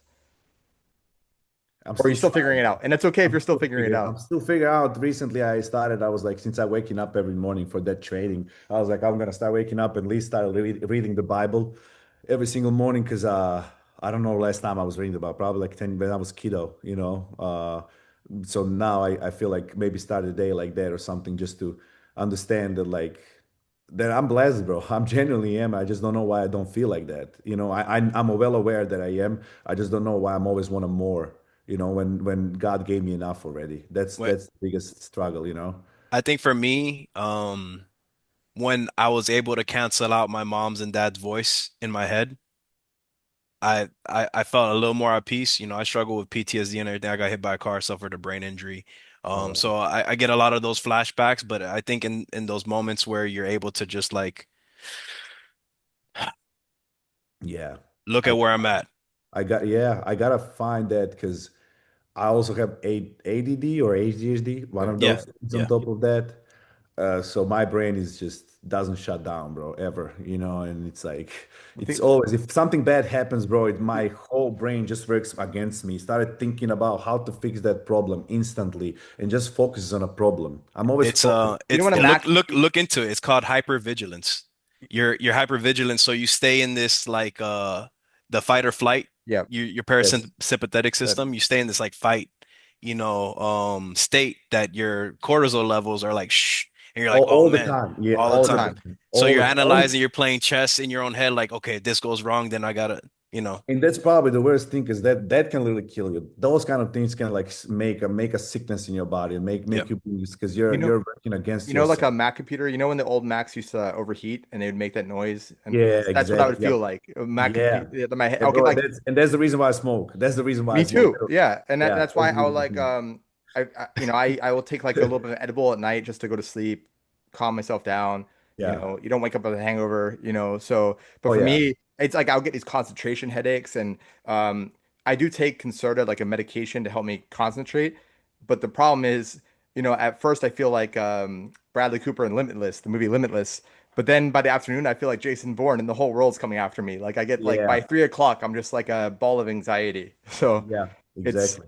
and But you then know what they say? They say if you really believe in God, that anxiety shouldn't exist. Because if you do believe in God, you know that everything is in His hands, and you're not yes, supposed to be worrying yes. about tomorrow. But I want to add on to that and say, the Bible doesn't talk about the human experience. It doesn't talk about the daily trials and tribulations. And there's a big part of the Bible which didn't go into Jesus's like upbringing, like from I forget, like age 13 to something. And what was he doing during those times? Jesus also had anxiety. He also got angry. He also felt every emotion when you start reading the Bible, and you're like, okay, I could relate to that. I think it's all all a part of our journey, and that's why you're at where you're at, Dorian. And you're just gonna continue excelling, just making sure to remember, hey, look at where I'm at. Look how far I made it. I'm here. I'm in this moment because God wants me in this moment right now. Yeah. With the bad stuff happening, with the good stuff happening. Sometimes we look at the bad stuff, we're like, oh fuck, damn, why me? But then also you're like, okay, but what message am I trying to learn right now? Or what message is God trying to teach me at this moment right now? So I Yeah. think in those Gave moments me is when we need to goosebumps, bro. stop. You gave me a goosebumps because it's yeah, it is right, and it connected to also to the something that I just read also a couple of days ago. Funny, like maybe 2 days ago. It's like I'm still worrying even though I keep forgetting what God already did for me. Like every time you're in, like look where we are, all of us, right? We're in a great position. So like why you keep on worrying, bro? Every time you're worried, like God put something in front of you even better. I It called literally like Chris. for me at least. I called Chris yesterday. And I was like, hey, during he committed to this time tomorrow. Like, let's prepare. And then I was like, wow, like just a little while ago, I was trying to build a podcast. Like I wanted to connect with people and share a message and, compete and everything. Like my first goal was get to the amateur Olympia, like national level, right? And I did that last year. And then it was let me get a podcast going and give value out and everything. And then I'm like, I haven't even given myself a chance to enjoy any of it, Like as soon as the amateur Olympia done, okay, what's next? What's this? Oh, the Yeah, podcast. And then I told him, I was like, yesterday was the first time I even like had that kind of moment. Um, because you're coming on, because I was like, wow, because Dorian was one of the first people I thought of when I was starting his podcast of who I would love to have This is on. our Kind of, second season, by the way, and Dorian. it's our So second season. I Well, would say even before the first season, Alex has been talking about you and in a good way, hey, keep your eye on this guy because he's gonna be something big in bodybuilding one day, and look at where you're at now, because so Dorian, you said it yourself once before. You were like, a lot of the people that I was looking up to are the people I'm texting on a daily basis, or they're my friends now. And you don't exactly, realize it bro. until like way later on. And I'm like, Exactly. wow, like, I used to think, wow, like Ben Quill's physique is great. I think he's gonna be a great Olympian. And now he's my coach. And it's like I want to have Dorian on the podcast, share his message and how he's able to get over from Europe. And wow, he's on now. And I think people watching, I mean, it's like the same message over and over again. Just believe in yourself, be true to yourself. For me, I'm trying to like enjoy the moment more and just appreciate, you know, what I accomplish. And I think what's ever clear, whoever's watching this episode, is pretty clear. We're all still working on things. It's like we're not perfect at all. You know, we get on stage, we look good and everything, but we still struggle with anxiety, human things like daily problems, you know. So Yeah. I think it's And your biggest people that you look up to, same thing, bro. same thing. Everyone's Everyone's the going through same. We're something. You all just don't people. see it. Yeah. So I think the biggest thing for me anyway has been making sure my circle is right, you know, and being okay with filtering out people that don't mix or are not good for mental health. And over time, you know, now turning 36 years old, like the circle needs to get as close to where I want it, you know, the support system. People that will call me out if I do something that shouldn't be right, or people that will be there when I'm down and having back surgery, right? Like it's so important. And it doesn't need to be a huge circle. In fact, as you get older, you know, your circle kind of gets smaller. Um, you know, and so I hope that's a message that's clear from people watching this. And I did want to talk a little bit before we, you know, I know you probably have things to get. I don't want to keep you You're too good, bro. long, You're good. No worries. but you know, you had five, was it 4 or 5 shows last year? Four. 4? I know Yeah, you're we didn't touch the men's physique side of the. yeah, we'll touch a little bit of it. Wait, I mean, that's good. That's good. this was a therapy session. You know, this No, was bro, all because Bro, big guys, that therapy was deep. guys, session. That was deep. also I don't go to the podcast because like I don't because Yeah. as I said already I don't share a lot. So this is actually a privilege for me. I love it because I like to share, you know, things and everything. So that's if we didn't speak about man, that's good. That's good. That means it's even Well, you better. know, like we started this podcast to be more about the people that come on. You know, it's we do talk about, you know, the Arnold like current events. It's just not the focus. You know, we usually like this, you know, once we We want get to bring through, out the human out of the people yeah, because like I think like to your point that you said, Dorian, when bodybuilding started, it was all about, hey, look at this person's body. I want to be just like this person. But Yeah. this person has problems just like you. What's stopping you from achieving, you know, that physique or that aesthetic or, you know, that dream that you want to chase? So Yep. I think, you know, go ahead, Alex, you no, continue. I would say I think you know, look, men's physique used to be, oh, you look like you kind of work out, you know, get on stage. Now it's, you know, you're a bodybuilder. Like the Definitely. sport that like, you know, I Definitely. mean, look, I'm pretty sure most of the men's physique guys are really not that much lighter than some of these classic guys. So, you know, I think for you right now, I mean, look, we all know you have the aesthetics, you know, your two biggest qualities are your delts and your core, and those are the two most important aspects for men's physique. I know you've been very open, like Olympia is your goal, of course. Um, and I know you hold very high standards for yourself, and you're not afraid to say it. You know, if you go to a show and you feel like you didn't do well, whatever, you're disappointed. Yeah. What now that you're a pro and you've had, I know your first experience with, I think it was the Florida show, right? You know, you didn't have a good time. You know, it was very rushed and everything. Yeah. Now that you've gone through like the 4 shows, like how are you thinking about the season ahead? And like in terms of managing expectations and like what do you what would be like your like top goal, and then what's like, okay, this is acceptable even if I don't get to my goal, if that makes sense. Definitely first call outs. I don't want anything about anything. I said it to Alex, and Alex was like, I don't even want to hear that. Like you're supposed to qualify for Olympia. I like that. I like that mindset, but I'm also a realistic person at the same time. You know, I will tell everyone I do know, I don't believe, I know I can be the best in the world, right? But at the same time, I know that's not now. That's maybe not even in 2 years, in 3 years, 4 years. It's a matter of time, 5 years, maybe 6 years, right? I'm aware of that, but I'm also at the moment I'm aware where I'm at, right? So, and I know I'm not there yet, and I don't think like maybe 1 or 2 off season is gonna put me that quickly. It's possible. Don't get me wrong. I don't know how I'm gonna look and everything, but you know, in Alex's head, he thinks that we probably can. We can probably do the pull out the qualification, but nowadays with this new point system and everything, that will mean that I will probably need to win 2 pro shows. Yeah, am I able to do that right away now this year? With full transparency, I believe in myself, but from that standard, yes. From a logical point of view, not probably, right? So it all, but you never know. Once again, you can't say no because I do have everything that it takes to beat someone else besides the size. So that's the only issue. Now, who's gonna show on that show, right? Are they gonna prefer big guys or is someone's gonna prefer my physique? I know Tyler is someone that prefers my physique, right? Someone that, which is really important person in this industry, right? Tyler gave me the pro card. Tyler prefers men's physique, you know, That's why symmetry. I always try to go under Tyler. I was just speaking to Yeah. him on Arnold, right? He came to our booth and everything. I was speaking and I finally showed him my last season, like show, I only showed him, I think, Las Vegas and Hawaii Pro. Right. Yeah. And I was just because I always wanted his feedback, bro. Honestly, like only his feedback for me genuinely matters. And he was like, no, bro, you have everything that it takes. You just need to grow. And my all four feedbacks was Sandy's words was like, honey, like you don't understand your potential. I was like, I do understand my potential. He was like, you have everything that it takes to be one of the best in the world. You're just small version of it. That's what she said. You're just small version, and everyone's feedback was the same. Just grow overall. So I didn't kind of get a feedback anymore for a specific body group. Besides, I know my back is still lacking, even though it improved dramatically in the last maybe year or so. But I'm still working, hard on my back to match my front. Because Tyler actually told me that I actually improved my front even more than a back. Now, when I saw him those pictures, yeah, I'm not sure either, but that's what he said. So I trust him, which is good.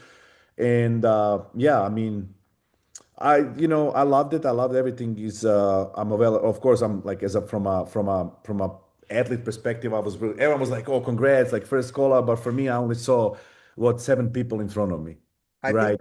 That's the only thing I see, I'll be honest. so I never thought your back was weak, to be honest. I mean, yeah. may not. I mean, I think your front. It's a little bit like Brendan Henderson, right? Like his front is so eye-popping, and you have that like crazy detail that maybe people expect something different when you turn around.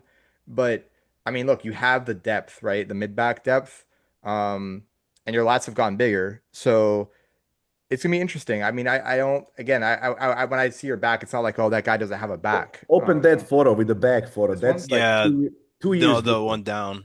Yeah, there's a two. I This one. just posted that other day. That Oh one, Just yeah, yeah. this was crazy. This was crazy. So that's only 2 years difference, bro.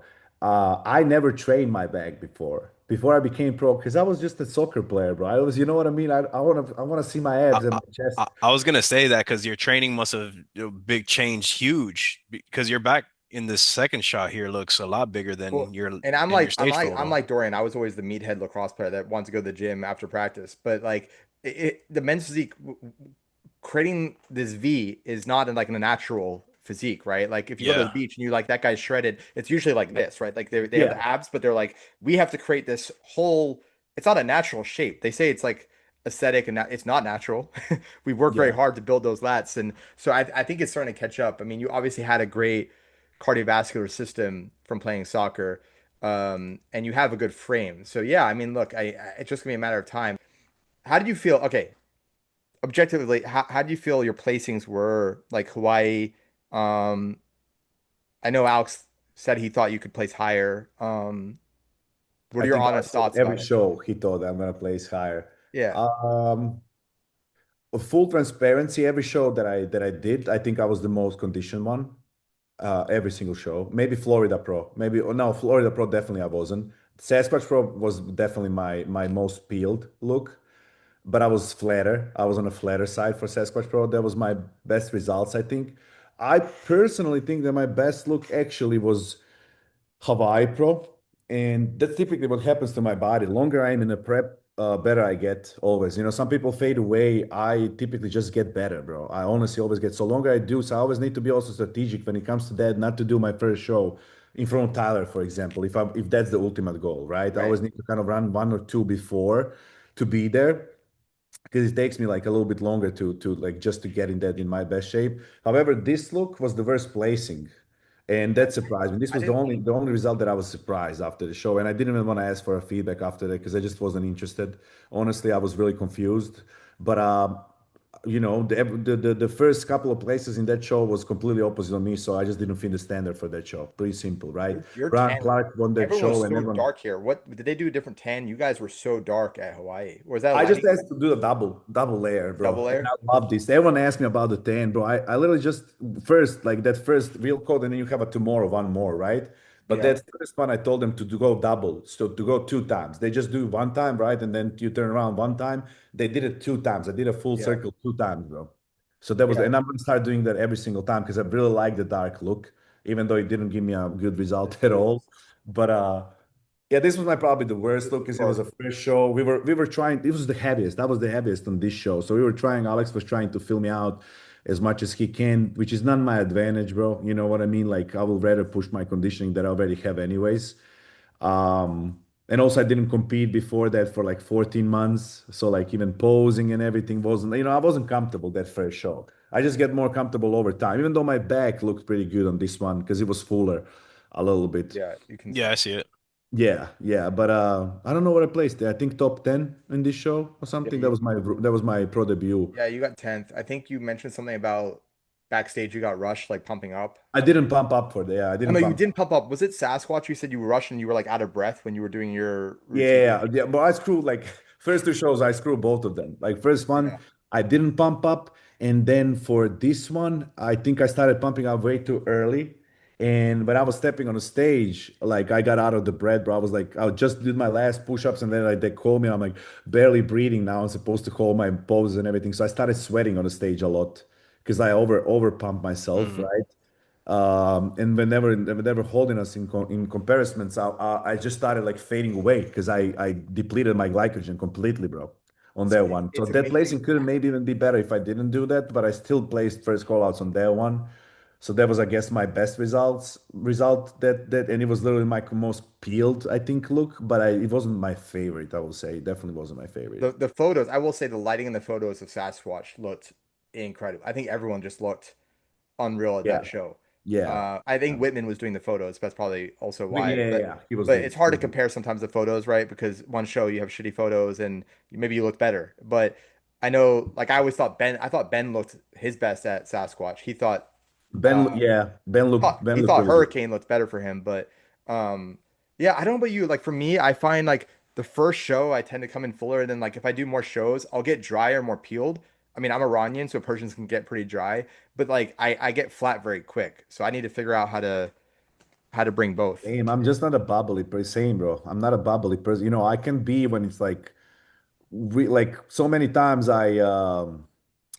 like after I will like maybe I have some reels when I will like after the show and I will get my free meal and I will go in the gym and I get so like pumped and I'm like, wow, bro, why Wait, I never by look the like way, this being an off-season look is freaking that was my peak and that was right before the surgery and because I'm this already is like most people 14 like pounds down. this is most people like 8 weeks out. Yeah, this was 238, bro. This photo, I was 238 on this photo, bro. I was never heavier in my life than 228, maybe last season, last off season, 228. This was 10 pounds heavier, and still lean look, right, and everything. And then I did a surgery. Every time I'm like, I do the really good off season, I have something, and then it kind of like slows me down. Last year, same thing, and then I had a gyno surgery, which both of these surgeries I didn't have to do, bro. I'm doing it for my future, so I just to get rid of it and as a precaution, right? Like Yeah. my gyno wasn't visible, and here I still have the hernia. Do you see it? You probably can't see anything, right? I saw, yeah, a little bit. You can see a That little upper, bit. yeah, that Yeah. upper, you can see just a tiny little bit, kind of like an upper ring of a belly button, right? But I wanted to get rid of it so I don't have any problems in the future. Right now, when I don't still have momentum, right? And but it still slows me down. I do such a, and then I started a prep from, let's say I was 238, bro. I'm already right now. It's been 3 weeks since the surgery. I think I was 224 this morning. So I already dropped what 14 pounds and just because I can't train, and then I'm gonna start the prep again from like 225 when I was almost 240, you know. Yeah. But it is Yeah, what I, it is. I I could see hope this is the that's last one. Pe- yeah, that psychologically messes with you when you lose all that weight after working that hard. It's a Exactly. really And then you it's a start the prep and you're like, oh, I could have been maybe 10 pounds heavier on the stage. I wouldn't say that much, but you know what I mean. It's like, Yeah, yeah, yeah. so yeah, uh yeah. So I don't even, yeah, because of that, I don't even know how we're gonna roll this because I actually yesterday started going back to the gym. I'm not supposed to yet, but I feel good. So I started going back slowly. I don't feel any pain. However, I'm not lifting heavy, right? So I'm definitely not building any, like maybe, I don't know, maybe I am, but I'm off of everything. I'm in a health phase, right? I'm lifting baby weights for almost 6 to 10 weeks. That's a big amount. That's a big chunk of time to lose, especially after like being having such a good off season. I That's the will only thing say that this though. mentally. I will say this as someone who's also in the surgery recovery like you. I'm shocked at how quickly like just glycogen and everything like Comes back. I'm just on test and GH right now, for health, like very little. And already like I still am only like 5 pounds lower than I was before surgery, you know? And I think it is muscle memory, but like you said, when you're in it, your mind plays tricks on you and you just can't get over it. But you will get back quicker than you think. That's what Alex said. And also, I might even be beneficial. That's why I can't say anything what I'm expecting from, like, for example, this season, because you never know. I don't, I'm someone that doesn't take a lot of rest days. Like, maybe I take Sunday rest day, sometimes not even. I don't know. I was an athlete my whole life, so I just like to move around, bro. But because of that, I never took like more than, maybe I had a period in my life where I was maybe 3 days in a row, I didn't work out. Right. So this maybe can be even beneficial a little bit to reset, to give my body a break, bro, in general. And then when we, hop back on and just started prep and everything, maybe I'm gonna actually like even grow into the show or something. I don't know how my body because gonna respond because I never did this before, right? Such a long time not being able to train. So who knows if I start responding good, great. If I don't see from the like first show already that I improved or something, I'm probably gonna cut it short and just focus again to dive into off season and probably switch my timeline in a competing because I always compete around the same time and I don't like it. Like October, no, the from like September till November, I typically compete, right? And I don't like that time frame so much. It's around Olympia always. Is the tough shows always. You know what I mean? It's like I'll maybe rather find something like closer now this part of the year or something, and then have a whole summer at least like Yeah. lean or something. I don't know, but I'm always in the summer chubby, and then in the winter I'm like shredded. It's like weird. I just want to switch that I don't think you're ever. timeline. And for those listening, Dorian's never actually chubby. He's just chubby for himself. I just don't. You just don't see it, bro. I get a little bit chunky, But bro, but I mean, you just don't see it. I love your angled Superman pose. I just think This it one, makes, yeah, I think because it just makes your arms look bigger. It just yeah, makes more of the shape. Not that I think the hands off hip looks good on you. It does. It just it shows that thing more gaps if you're taller or you don't have, maybe if you're not maxed out your weight cap yet. It's a good yeah. look for you, but I think this one Yeah, I could definitely see shows even in the chest. Yeah, your the chest even chest pops too. out more. The way Yeah. it like it almost rolls your shoulders over. It makes the shoulders pop out even more. So Yeah, no, that's my favorite too. I love yeah, that one too. it's Yeah. a great pose. And it's hard because sometimes you almost, if you angle too much, then you miss that lat, right? So it's always a tweak game. That's why I always tell my posing clients, practice in front of a mirror because once you're on stage, you don't know where you're angling. You have to just have that as muscle memory. Yeah, yeah, exactly. It's I think I mean, look, he knows your body really well. Um but as we all know, and being experienced in the sport, every prep's a little different, so you just kind of have to roll with the punches. I know for me, I mean, I didn't realize how much location also matters because amateur Olympia in Vegas, dry as hell, desert. Yeah, And my coach at the time gave me just black coffee on show day, and that was it. Like I didn't even have any water. So no wonder I was flat, man. you know? So Yeah. I think it's also important to know where you're competing. Like if you go to Tampa or something, it's going to be humid. So I'm excited, man. I'm excited to see what you bring. I think you have all the tools, you know that, and now it's just a matter of time. I mean, it really is. I mean, unfortunately for It's you, also advantage, bro. In my head, that's a big advantage, as I already said. Same like Ali is confident.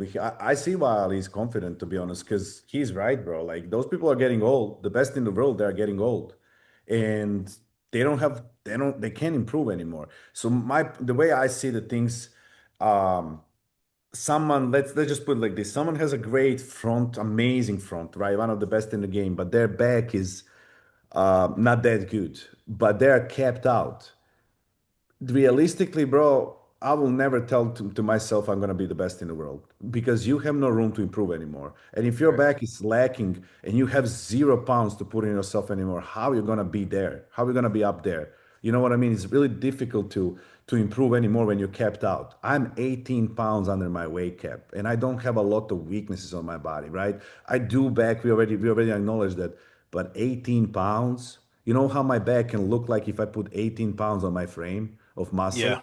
Are Yeah. you You know what six I six? mean? Are Like you 6'1" or 6'2"? I'm 6 foot tall. Oh, 6 foot flat. Okay. Yeah. Yeah, you're. I mean, I. That's kind of scary to think about. That's what I was, Alex was like, you don't, even Tyler was like, I don't think you need that amount. You will need maybe like 12, 13, 14 pounds to be up there. I mean, Okay, literally, like, I mean, I know you will compete this year, but even if you didn't compete this year, I mean, you have so much time. I mean, I guess, I'm are you, healthy, bro. I started 2 years ago. I'm healthy, everything, so it can only get better. Yeah. do you Next find that you five lose? years, maybe 4 or 5 years, I know I think I'm gonna call it for Olympia. I will say next 2, 3 years. I'm pretty sure. And I'm gonna be the first person from Croatia to ever do that. That'd That's be, dope. That's cool. I yeah, need to I, call Wikipedia to look, put me there or something. you know, But yeah, yeah, then to be up there, I don't know. It's just as I said, I just need it's an easy kind of like it's easy work when I know what I need to do is just to grow, right? But it's timeline, right? So now yeah. how it's gonna happen, right? How fast or that's all questionable, I right? told Chris yesterday, I was like, look, I know I'm gonna get my pro card. It's just I don't care when even because when I'm 80 years old talking about it, am I really gonna care that I got it at 37 or 38? It doesn't Exactly. matter. Or you play Like second in your class or first, but no one could cares. I get it next Yeah. year? Sure. Is it likely? Probably not. I think more likely 2028 is probably more likely for me, and I'm okay with that. Yeah. That's not even me selling myself short. That's just being realistic. Like so many things have to happen, right? Like certain people off or whatever lineup, and you never know who you're against. So I think Yeah. people talking like definitive speech all the time about getting a pro card. I'm like, there's no such thing as undeniable. Like there isn't really. I mean, I it's agree. I did want to get your thoughts on the Arnold though, like what you're seeing, because I personally was for me, curious, bro. I had such a great spot, bro. I was sitting right behind the Arnold because Young Galera gave us a tickets, bro, like the premium VIP. I was like, I'm never gonna get this. I was literally that, sitting Arnold, that's why I wanted to ask you because you and were then judges there. behind me. Yeah. Judges were That behind me, bro. Oh shit. Literally. But So that's why I yeah, want to ask you because like the photos and everything never always do it really justice. So like from yeah, your yeah, point of yeah. view, when you were there, would you say that these photos were pretty accurate of what you saw, or did you see something different being that close? This is, I think this is how it's pretty close. It was pretty close. I will say it was pretty close in between Brandon and Vitor this time. Brandon is for me. I'm actually also friends with Brandon. I think Brandon is a great dude. Brandon is for me goat. I'm gonna put it out there. Brandon is for me the best of all time. So if there's a question, Ryan Terry, Erin Banks, for me, Brandon is the best of all time. Um, his front is definitely by far the best, but the way he poses from the back, I just don't like for some reason. I feel like his back pose, the way he poses, is kind of not benefiting him. I think his arms are a little bit way too high, and I feel like that flattens his back a little Yeah, bit. That's I my agree. personal opinion. I agree with you. I don't know if there's back pose here. He has kind of high lat insertions as well. Yeah, Um, and he seems to kind of like shrug up. So maybe if yeah, I he feel like extend a little bit too much up, so kind of like that fullness in the back, have you kind of like noticed when he sets up his back post, he actually comes out like that, and I think probably that's why. So if he set up lower, I think maybe he would naturally get into that position. Like I know Ben, the way he teaches back poses is you literally just bring your chest up and that's it, and then your arms yeah. just kind of sit there. So I wonder if that would help. I was shocked at Vitor's back. Yeah, I no, mean, Vitor was on point, bro. Vitor was tight. Vitor was definitely brought his best. He looked really good. I His love this chest, one. His his chest is chest is popping. crazy. I'll be honest, Yeah, I never really been a huge fan of his physique, not because I don't think it looks cool. I think it's more he just looks very bubbly and almost a little bit Vitor's. more classic. Yeah, like he just doesn't look very like sleek, you know what I mean? But I will say this is the best Vitor we've ever seen. Look, I mean, we actually had Brandon and Eman on the podcast last season, and they're both I think they're great guys, both great competitors. I think for Eman this is like a new level of conditioning for him. So I think it's just gonna a little bit of time for him to figure out how to peak that, because I think especially at finals he looked a lot flatter, almost like he deflated. And I think if he can figure out the peak of this new level of conditioning for him, it's gonna be Yeah, nuts. I was never afraid. I was never sorry that I was, for example, I gotta say that a lot of people love his physique. I'm not a fan of his physique at all, to be honest. I Eman? think he looks great. The Emmanuel's, Yeah. Emmanuel's. I think he has a absolutely crazy physique. Don't get me wrong at all. I think everyone has their personal. This is not offending anyone or anything like that, right? Everyone has Yeah. right to have their personal opinion. For me, when it comes to men's physique look, I just don't see him. any never winning Olympia. For me, he's just not like men's physique, men's physique. That's all I wanted to say. When it comes to Emmanuel Hunter, I think he has everything that it takes. But like seeing him, for example, winning Olympia, I just can't see that. I I just just I think it comes down to like you can have a small waist and a non-aesthetic core, or you can have a very aesthetic core and a bigger waist. Like you look at like a Nick Walker, right? His core is huge, but it's actually a yeah. very pretty core. Like if you actually look at his abs, like he's got like men's physique abs, but like this huge version of it. Um, and if you look at If you like break Ben's, down the muscle groups, like, you're going to have a different results, right? If you break muscle groups, like, oh, this guy has a great shoulders. He also has a great chest. He has a great, but it's like where your eyes go, where your eyes go when you look someone on the stage. Is Emmanuel Hunter the person that you will be like, oh, I want that physique. I love that physique. No, probably never, ever going to say. For me, what men's physique is, because men's physique is pretty much out of all these categories, probably the biggest beauty pageant out of everyone, right? Out of all the divisions, let's just put it like that. It's a whole package for me. It's a face. It's a demeanor. It's obviously physique, right? So who I would like say that like fits in that standard is like definitely someone like Andre Deu, for example, right? Pretty yeah, face guy, like has look at it. That's for me men's physique, bro. Has a taper, has everything. Brandon has Aaron Banks. Ryan Terry, yes, 100%, right? So like it's like kind of a full package. I don't know how to put that. Like no, it's no, just I the way agree. you There, look. and I know Alex has talked about this, like the pop, the polish, right? And you have like you can actually point a lot of flaws out on Ali, but he shines. Like Oh, for sure. like he actually has a ton of flaws in his physique, but for some reason he just pops, and it's a skin complexion thing. It's a lot of things. Like I think unfortunately for E-Man, sometimes his core gets a little washed out under the lights. Um, I mean, I think look, Dilson has a freaky physique, but Oh, I I don't. like his physique. He surprised me. In person, I really like his physique. But if you look He at the looks in proportions, person much smaller actually I've than on the heard that. photos. I've heard that. But his Yeah, arms, if you he's look at much his smaller arms, in like person. his arms are very long, you know? And if you Yeah. look at like proportions, like his chest is looks very small for his body, you know? Like look at Ben, for example. And I'm not even being biased, but like Ben's proportions and the aesthetic of his Oh, core. Ben's ratios are amazing. I would Yeah. have had Ben higher than Dilson personally, and that's not just because he's my coach, but I think because he has the silhouette of physique, I think Dilson's more freaky, but you're not supposed to think like necessarily freaky for men's physique, right? If Yeah. Ben has the small core and the pretty core, I think for Ben it's just a question of can he get that granular conditioning to his chest and his arms? You know what I mean? Like his core it comes in dialed, and then everything else looks full, but it doesn't have the detail that like if you look at like E-Man's chest, like it's vascular or detailed.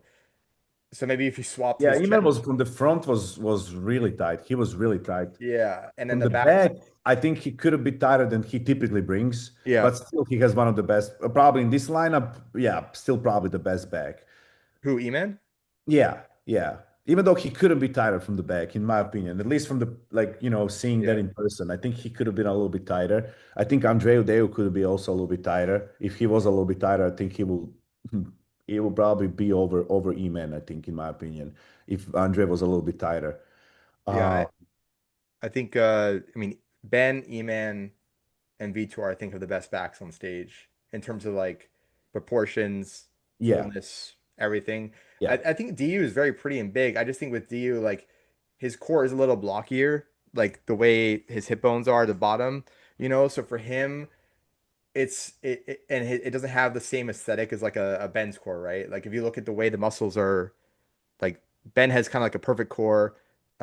Same thing with Brandon, right? Like the obliques, everything is kind of pretty.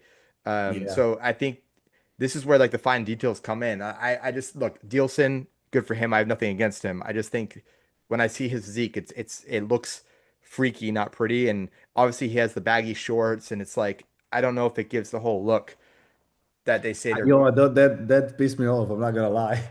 You know what I Seeing mean? the It's shorts and he's wearing them like and then back that, I'm like, I wanted to say to Alex, bro, why would you allow him to wear it like that? But well, I guess Alex he said, likes yeah, to wear Alex it. said that he wanted them big. Yeah, I know, I know. I don't know what. Maybe he has small legs under that. And then here in his I don't back, you see know. how his delts like almost don't show in his back? Like, look, everyone else has like this shelf in their Yeah, back with their delts yeah. like come out. and Yeah. Dilson just kind of like it's like arms Yeah, you're right. I didn't even notice that. Yeah. just not very balanced. What I mean, like it's like the top half of his back doesn't really match this bottom part in Yeah. a way. I did like his look in person though, but I agree with you. I agree with you. Yeah. And I think it's a fair, bro, honestly, out of this route for this one. I think it's a no one like I feel like no one was like Vitor was definitely on point, like in general, but no one else was like. I think everyone else brought a even better package before. It yeah, definitely not the best package that they brought, even including Brandon. Brandon always looks good. Don't get me- Brandon always looks good. I never saw Brandon off in my life, but I think he also had better packages, which is also good for him because if he won the Arnold with a not his best package, I think then he came Yeah, in. I gotta watch out for the Field. Olympia. I think he yeah, could be fuller. I think he could be fuller. he He just looks. there is something in that bag, bro. That's like it's I think just compared when he's compared to someone else, it's just not. It's difficult not to see it. You know but what I mean? I Difficult think not to it's see it. structurally. I just don't know. It could be just the way his lats insert. Like his lats just are so high up. It's not that he doesn't have lats, and you can see his mid back has caught up. It's just if you look at like a E-man or Ben, where their lats come all the way down and create the shell, like the tortoise shell. His or look at Vitor, right? You Yeah. can tell the mid back Lower of, lats. I think lower lats. Yeah, he's lacking lower lats. but Kind and of. I don't know if that's just like a lack of development or he just can't grow it there. Like maybe his lats are just up. And I also think Maybe he's also here posing. Posing, the yeah, posing, posing. it's kind of up here. If he was sitting down, I think it could help. But Something a I, little lower, like how I Vitor and E-Man have their look, elbows. Yeah. here's the thing about men's physique. The top six physiques at the Olympia, they're just the best of that type of physique. Like they're all a little bit different. Like you have a Corey Morris and Ali, like they're just the best of that version of a physique. And then it's kind of like pick your flavor, right? Like, I mean, dude, Corey Morris, if his waist was a little bigger, he might actually look better. Corey Morris is ridiculous, bro. He's one of my favorite physique. I love his physique, bro. I, It's insane. It is insane, bro. I just Him. I don't know why they knock Sorry there, bro. I don't know Tell. why they knock Ben's chest so much. I actually don't think it's a weak. I think he has a gap in the bottom, but like if you look at his upper chest, Oh no, his chest is full, but also same as you said, for example, Andre for the abs, right? Andre has abs also, but they're not so deep. I think that's also Ben's a little problem as well. It is a little detail that kind of throws you off when you look at him. For me personally, when I look at Ben's physique, that's definitely something that throws me off. Like, you know what I mean? what Like, sorry, the abs? no, The, Ben's the that chest. gap in the chest. Yeah, yeah, Yeah, yeah. because definitely a little bit. Don't get me wrong. I think he's like has everything, and I like his physique because he's taller, dude. Also, he's like that kind of physique is what I prefer, definitely. But you can't say like it's not visible. You know what I mean? It's No, definitely yeah, it it's is. definitely there. And there's only so much he can't see. That's the thing. Like Brandon's lower lats, like he just can't fill a spot that isn't inserted, right? So all he Yeah, can do, but like if you look at his upper chest, is probably one of the best full. Oh, in for the sure. league. And Yep, so I yep. wouldn't say it's a weak chest. I think for him, it's actually more of a detail thing. His abs are way more conditioned, look more conditioned than the rest of his body, right? So Yeah. I wonder if it looks very smooth, whereas his abs are like detailed. So if you look at Brandon, like, his detail kind of goes throughout his entire body. And that's just, we all get to condition different parts in different ways. I mean, look at Dilson has a much smaller chest than Ben. It just looks more detailed. Yeah, So he's really detailed. He's really yeah, detailed. but I just don't think the proportions are there for him. So, you know, I'm very interested to see what happens in the UK. I mean, I get to see it in person, so, you know, Are you um, going? Yeah, you said you're yeah, I'm going going. with Ben. Yeah. We actually need to buy our flight home. He's supposed to call me back. We still have, we're we're going to Rome after and then I think Ibiza, but because he went to Japan and all these A places. nice So trip. yeah, I haven't had a vacation in a long time. So I'm just glad that I had my back surgery when I did so that I can hopefully enjoy it. It works, bro. That's the most important. I have a question for you guys. Yeah. Who do you prefer? Who do you prefer in men's physique? Who is your favorite? Who do you think it can do most of the damage? Both of you. This year or yeah, this This year, Olympia. next 2, 3 years, yeah.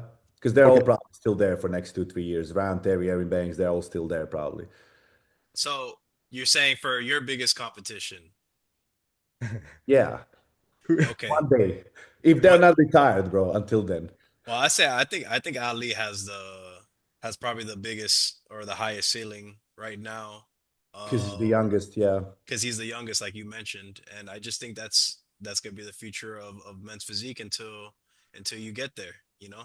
And I appreciate that. no, Thank I you. mean, I it's very seldom you meet people that are like yourself, that are real and authentic, and those are the people that I'm gonna root for, me Thank you, personally, bro. Thank you. so. Same. I'm same. I'm exactly the same. Thank you, bro. Look, I'm not bullshit. I think you eventually will be in that top five conversation. I it's that's more about like I don't know where the judges go. Like it's like pick your flavor kind of thing. You know what I'm saying? I think Also, you don't know what's going to be standard you at that can get to time. the point where I'll probably be saying I want Dorian to win. I think he can win. Does that necessarily mean I'll pick you? Hope. I mean, Tyler, yeah, like it could happen. I think. Look, I like for example, I love Ben's physique, right? Like I actually think his silhouette is about as Ben's physique as it gets. Um, I think, but then the Dilson beats him, right? So you never know what they really want. So they prefer Yeah, conditioning, because they say, oh, structure is everything, and then they give it to someone that's more peeled, right? So it's yeah. like, what do they want? I think personally, I think Ebanks still has the best potential. And I hate to keep saying the potential. I think for Ebanks, he's added a lot of size in the past couple of years, and it's going to take a while for that size to kind of like harden. And if you think he just takes that long prep, and like he's doing now, it seems like he's starting at a lower weight. I don't care what no one's going to convince me that Ali has a better physique than him. Like maybe Ali has a more detailed core than him, but like he's more well-rounded than Ali. I think Terry, he's very complete. The only thing with Ryan Terry though is could he even do in any other kind of pose, right? Like what would he look like in a more traditional men's physique pose? And that makes me question how complete he really is. Like if he was to do more of an angle, how would it look on him? Yeah, that wouldn't look You probably know what I'm as saying? good. Like Yeah. so maybe it's just a guy that found his perfect pose and I mean, that's um what it's all about, right?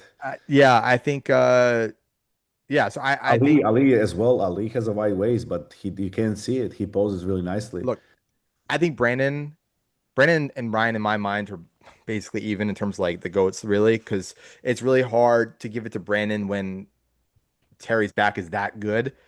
At the same time, Brandon's front shot is just, I mean, legendary, right? So now we have Andre Ferguson, who's coming. He's openly said that he could beat Yeah, I Ryan Terry.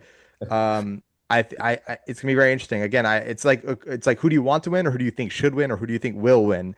And they're Yeah. all very different things. I think Ryan is probably still the front runner. I mean, like it's just really a question of injuries, and he's got so much going on with his businesses, life overseas.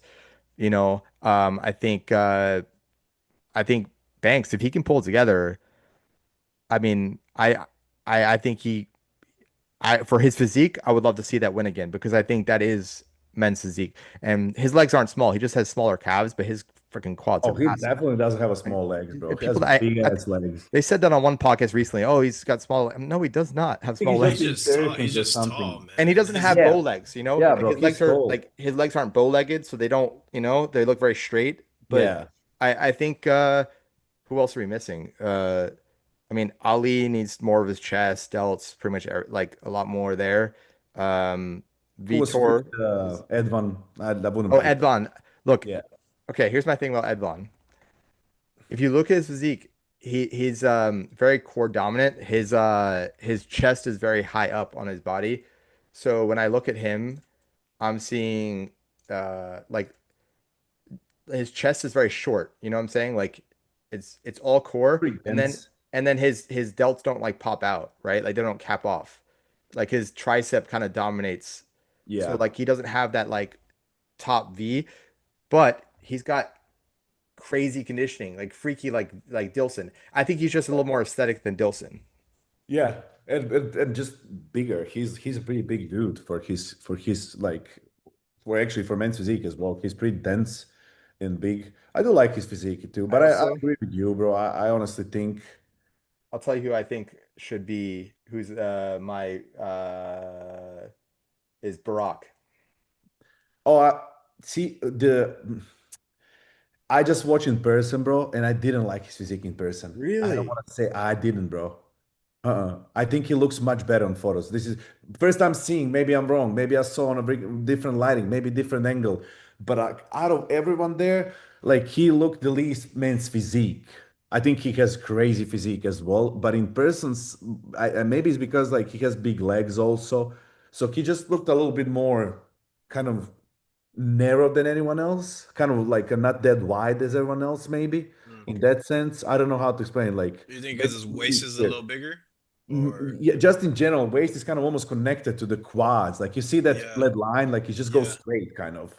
I don't know how to. Maybe it's because he has bigger calves, legs in general. I don't know what it was, Mm. but I could see how it's I mean, distracting. I you think know, Vitor's a little similar in the sense that they're very round. They're not slender. Uh, but when he hits this pose, it looks amazing. When he hits this one, you yeah, know, that his looks good. his calves are Bro, his gigantic. calves are huge. Yeah, I didn't even notice I that till I now. didn't notice until you pointed it out. And His his calves back, are huge, this is bro. crazy. This is crazy. Like Like his that's lower part is more dominant than his upper part. Yeah. his Yeah, back is maybe pretty that's nuts. why. It wasn't like that typical men's physique look, but I do like his physique. Don't get me wrong. It's just like I think on photos, over the photos and everything, for me personally, it looked a little bit better than in person. Maybe because of that, just because it was a little bit less men's physique than everyone else on that stage. If that Yeah. makes sense, which doesn't mean that he doesn't have a better physique than most of them. It's just for me personally, it was a little bit less of men's physique look. Maybe I was, as I said, sitting first time seeing person, so it like really doesn't matter what I'm saying right now. You know what I mean? Can maybe next You know show I'll what be it like, is? hit. Right here, he doesn't have any definition in his traps. That's a problem. I didn't notice that till now. He's got He's a good also like back. not so wide, kind of in like more maybe like other guys. I Yeah, don't know. he's not maybe not as broad. Yeah, that's what I mean. That's what maybe not that like you But see he's if you got see the, his back he shot does. like I think he has the men's physique look though. Like he's kind of got that like no, it definitely has though. I mean, clean he's cut really look, placing good. but maybe balance. His arms are pretty big. I mean, it'll be interesting. Well, Hilo has better definition here actually. Um, Crazy conditioning on this on the obliques. Yeah, It's yeah, like his obliques are more conditioned than his abs. It's kind of weird. Like, yeah, yeah, but yeah. I mean, I think he's got a good proportioned back though. Like he's got good low lats and but I liked his physique. I think you know, in terms of yeah, I just Dilson is not it's not my look. He's got that big separation in the core. I feel It's like Wilson might have a room to improve also. So who knows? I mean, he could. I think he also needs He looks smaller in person, to be honest. So I feel like he might have a little bit more room. just Someone like Burak, for example, he looks pretty big. I don't know how much his has space to improve. That's how I look. Honestly, that's the way I look. I The think way this I weight look at cut, it is yeah. honestly how much like at this point right now when everyone's pretty equal, right? Who has the most room to improve out of all of Ben them? has 14 pounds to gain. There you go. Ben, that's why I believe Ben is always gonna be, it can only be better than 10th place, in my But opinion, right? but here's the thing about Ben is that he's a coach first. He cares Okay. more So he's like about Alex.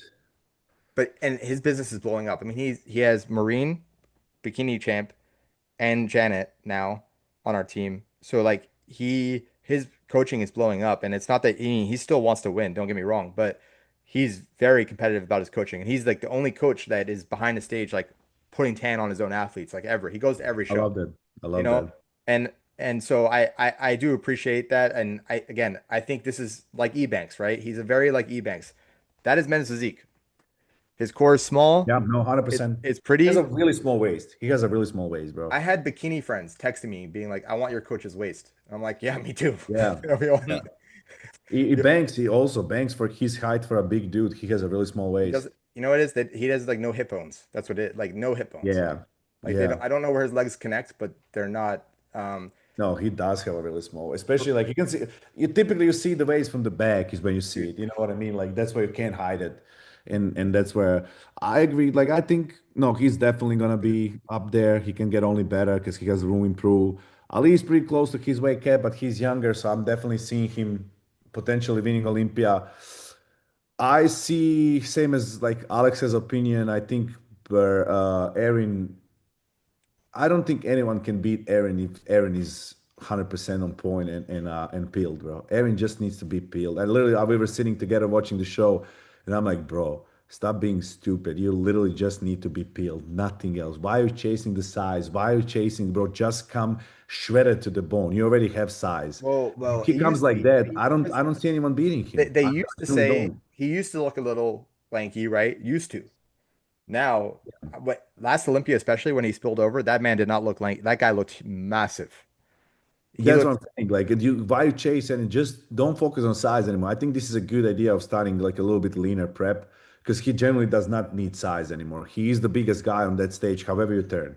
Tallest, biggest, pound per pound, and you know what I mean? So I mean, I generally just think he just gotta get peeled and get that abs, the most importantly, because like he from the back, he's always there is nobody fat on so his back. he's Yeah, he like has a nice back. he's Yeah. like Yeah. Ben. He's like Ben, but with bigger legs and no gap in his lower pecs. I mean, that's really the difference. So And for the him, best back in the league, in my opinion. Yeah. So like that's already 50%, right? So what that Yeah. means, just come your Condition. core. Yeah. Yeah, exactly. Just come with the core needs. That was his good look. this I was mean, his best look. I don't care that what was a anyone good look. says. This was his best look at the That Arnold. was his, yeah, I remember that. That was Arnold. Yeah, this was really, but he can get tighter than that. He can get even tighter than that. You know what I mean? And if he comes like then yeah, I don't see it. But it's also, I think it's because he's so tall also when he gets tighter, maybe he gets flatter. Well, that's So the it's thing. just He that can't. balance. If they found the balance in between being full and diced, that's it. Like And I don't, you know. the only problem, like he's continuously kind of said, like I didn't take that prep seriously. I'm taking it serious this time, and it's happened a few times. So it's kind of like, okay, well, it's not that I don't believe you, but like at some point you just and it's okay. Look, if you have other life things that are distracting you, and that's fine. If you have other priorities, it's just at the end of the day, if you're saying you want to win, you can win, but he's got to let conditioning sit. You know, he's added so much size now. For him, is patience, right? But I know he does a lot of Just needs things, you one know. time, bro. And if it brings on Olympia, that one time is more than enough. Because even Pittsburgh, you saw like they came a little bit off. Brandon was fourth in Pittsburgh when Aaron won Pittsburgh. You know what I mean? So and then Brandon was third on Olympia and Aaron was fourth, It's right? also So like see here, you know, his forearms are a bit small. Like maybe it's opposing to me. I would actually be curious to see what he looked like doing your pose with the two hands on. yeah, he will But maybe he will look good with that. He hates it though. He he hates hates it. it because it just when you have a long body, you know, and you open your arms up, you open up gaps. But Yeah.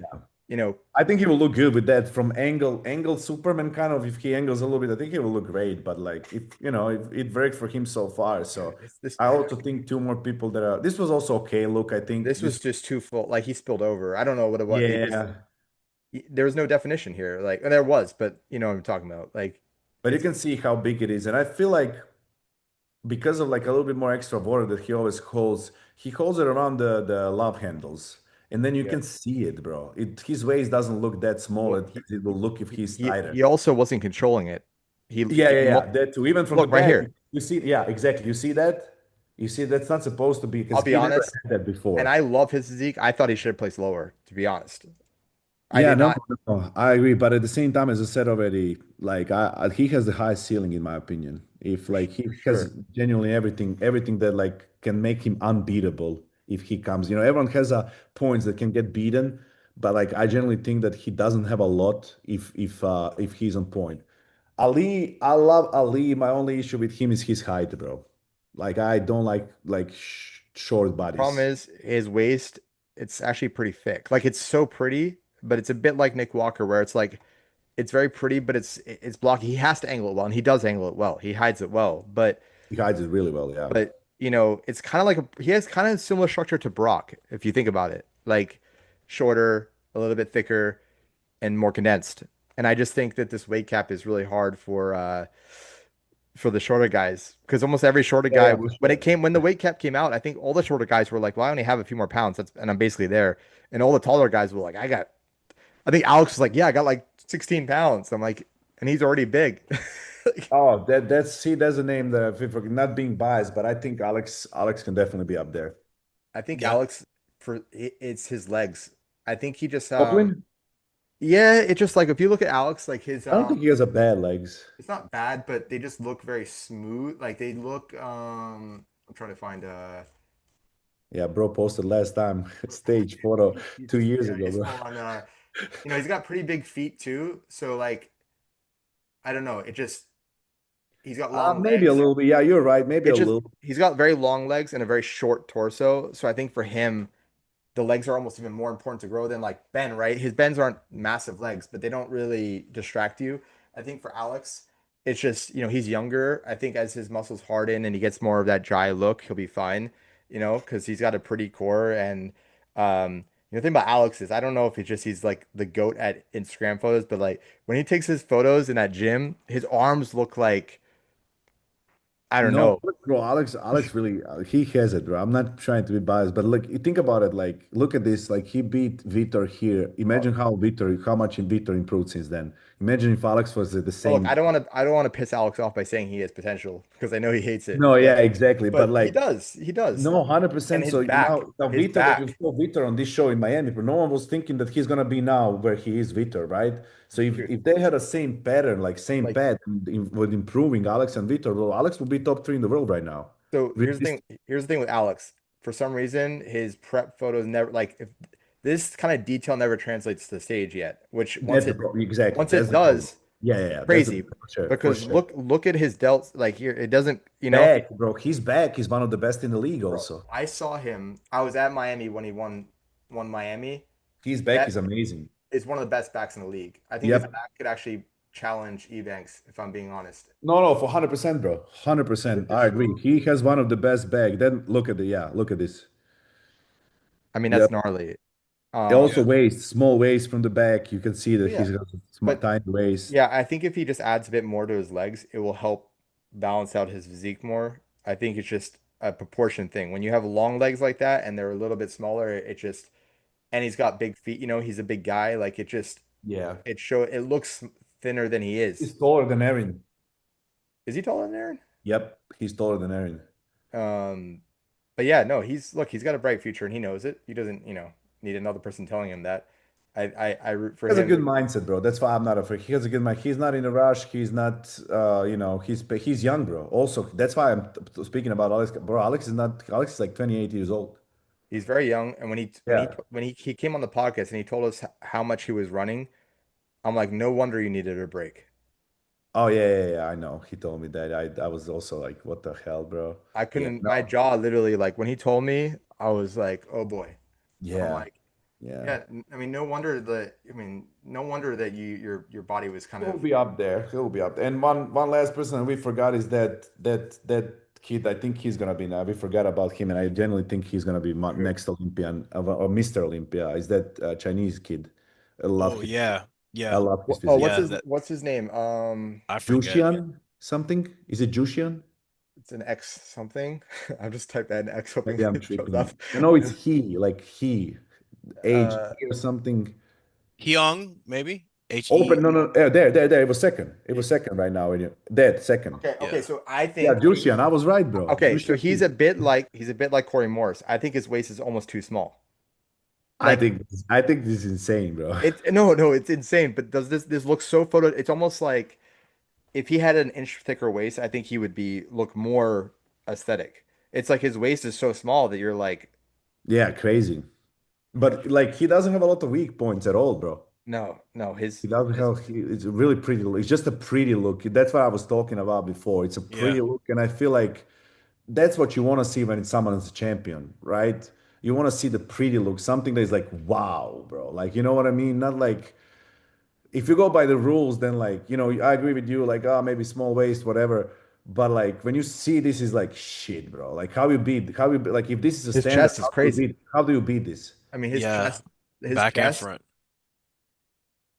This is amazing. Like I love his physique. I I think mean, there is zero, like look at how full is his chest connected fully, whole part. Bro. You know what I mean? Like everything is like right as it's supposed to be. I His back definitely needs some work for sure. His back needs the more work. As you can see, not a detail back. Definitely has a good back, but still needs some added some dude, detail. his chest is just so nuts. Yeah, bro. But Everything. I think Corey Morris, I just don't know if he's kind of capped out like where they want him. Like, because what's he gonna do now? Like, he can't really get. Is he gonna get bigger? Like, the guy is massive. Like, what else could he I do? don't even know. I don't. When it comes to him, I don't know what to say honestly. Like he for me has like just standing next to someone. Also for me, he always looks better than most of those people. It's just I guess that works. That structure works against him. Um, It just Also, I don't know why is he angling so much. Bro doesn't have a waist. Why are you angling that much? Like be that's more forward. that's Be true. more straight. This is better. This is already better than the previous photo that you saw, right? I think he should be a little bit like his foot is almost 90 degrees angle, as you can see. But like if he points that toes a little bit more forward, like 45 degrees or something towards the judges, I feel like he will look better because then his waist would look maybe a little bit Like, brighter. Because like he can pose from literally just straight forward. but He's one of the only people that can pose straight forward, but he angles a lot and it makes his waist even smaller. this is But one of those things where I think it's like that Chinese guy, like where y- y- I think it's weird to say, but his waist could get a little bigger and it might make it look a little bit more. I don't know, but I think it was Alex that was actually making that point because it's like you can't really you can't say he. It's like hard to say that Ali has a better physique than him because Ali is so. I think it's just like what they're looking for because I mean he's got a much better chest than Ali. He's got better delts than Ali, better yeah, back than Ali. It's his core is, that's where I think where proportions come into play. But yeah, I mean, look, Corey, I also think one last guy is Diogo. Now, yeah, I'm a bit like Diogo is for me, I think his core has always been a problem because it doesn't have that detail, right? I yeah, know he had that surgery though, so because shape isn't an issue. He posted one photo a while back, and it was one of the craziest photos I've ever seen. This one, like, yeah. it's nuts. But again, He's really balanced, bro. He's really, really I just balanced. think Bro. his core is not deep, right? Like it's not that he's not conditioned. It's just some people don't have that deepness to the core, and when you're on stage, a little bit like E-Man, right? Like it kind of gets washed out on stage. So Yeah. they get by with their shape and their fullness and muscularity, but I think again, like a little bit like Vitor is not like the slender men's physique look, even as crazy as a physique it is. So personally, I hope that they start rewarding more like you and Ben, guys that have that true MP look personally, but that's my Yeah. preference. I mean, not that Vitor and Diogo aren't crazy physiques, but I mean, we got to get How back tall to is Ben? Sorry, how tall is Ben? he's My height? he's your height. He's 6 foot. 6 foot? He's 6 foot. And you were on stage with him too. So I feel like I'm a little bit taller than him. I think I'm a little bit he taller might than be him. 5'11", like, but he still has 14 pounds to grow, and he was what, Wow. two I five, have. 207, he was 208 or something. So he Oh, must then he fits in my because my weight cap is he 217. m- he must be your Yeah, height. yeah. Which one was this, the last Arnold? That was last Arnold. This was the last Arnold. Yeah, this is where, you know, you can tell like here Ebanks again, his lower ab distension, that was really kind of the only thing I can pick out for him. Yeah, that's where he started. Kind of. That's when he started have like kind of like a brighter waist for some reason, which I don't think it's brighter waist. I don't know what it is, but like that kind of like if you see him when he was like actually on top, like his waist looked more streamlined. That's the only problem with Darren, I feel like. But I think he's gonna do a comeback, bro. In my opinion, we'll see. Well, what we'll do is we have to see how the season plays out, because we can talk all day about it, but like we got to see how they Yeah, shape up. I'll let you know how things look in the UK, because I don't know how close I'll be, but I got a VIP pass, so I'll get a seat, and I'll try to send you some photos. But sounds yeah, good. yeah, no, I'm excited for it. I mean, look, Brandon's not doing it, and I think someone else pulled out. Brandon's not doing it. Ben's doing it, but Brandon's not doing it.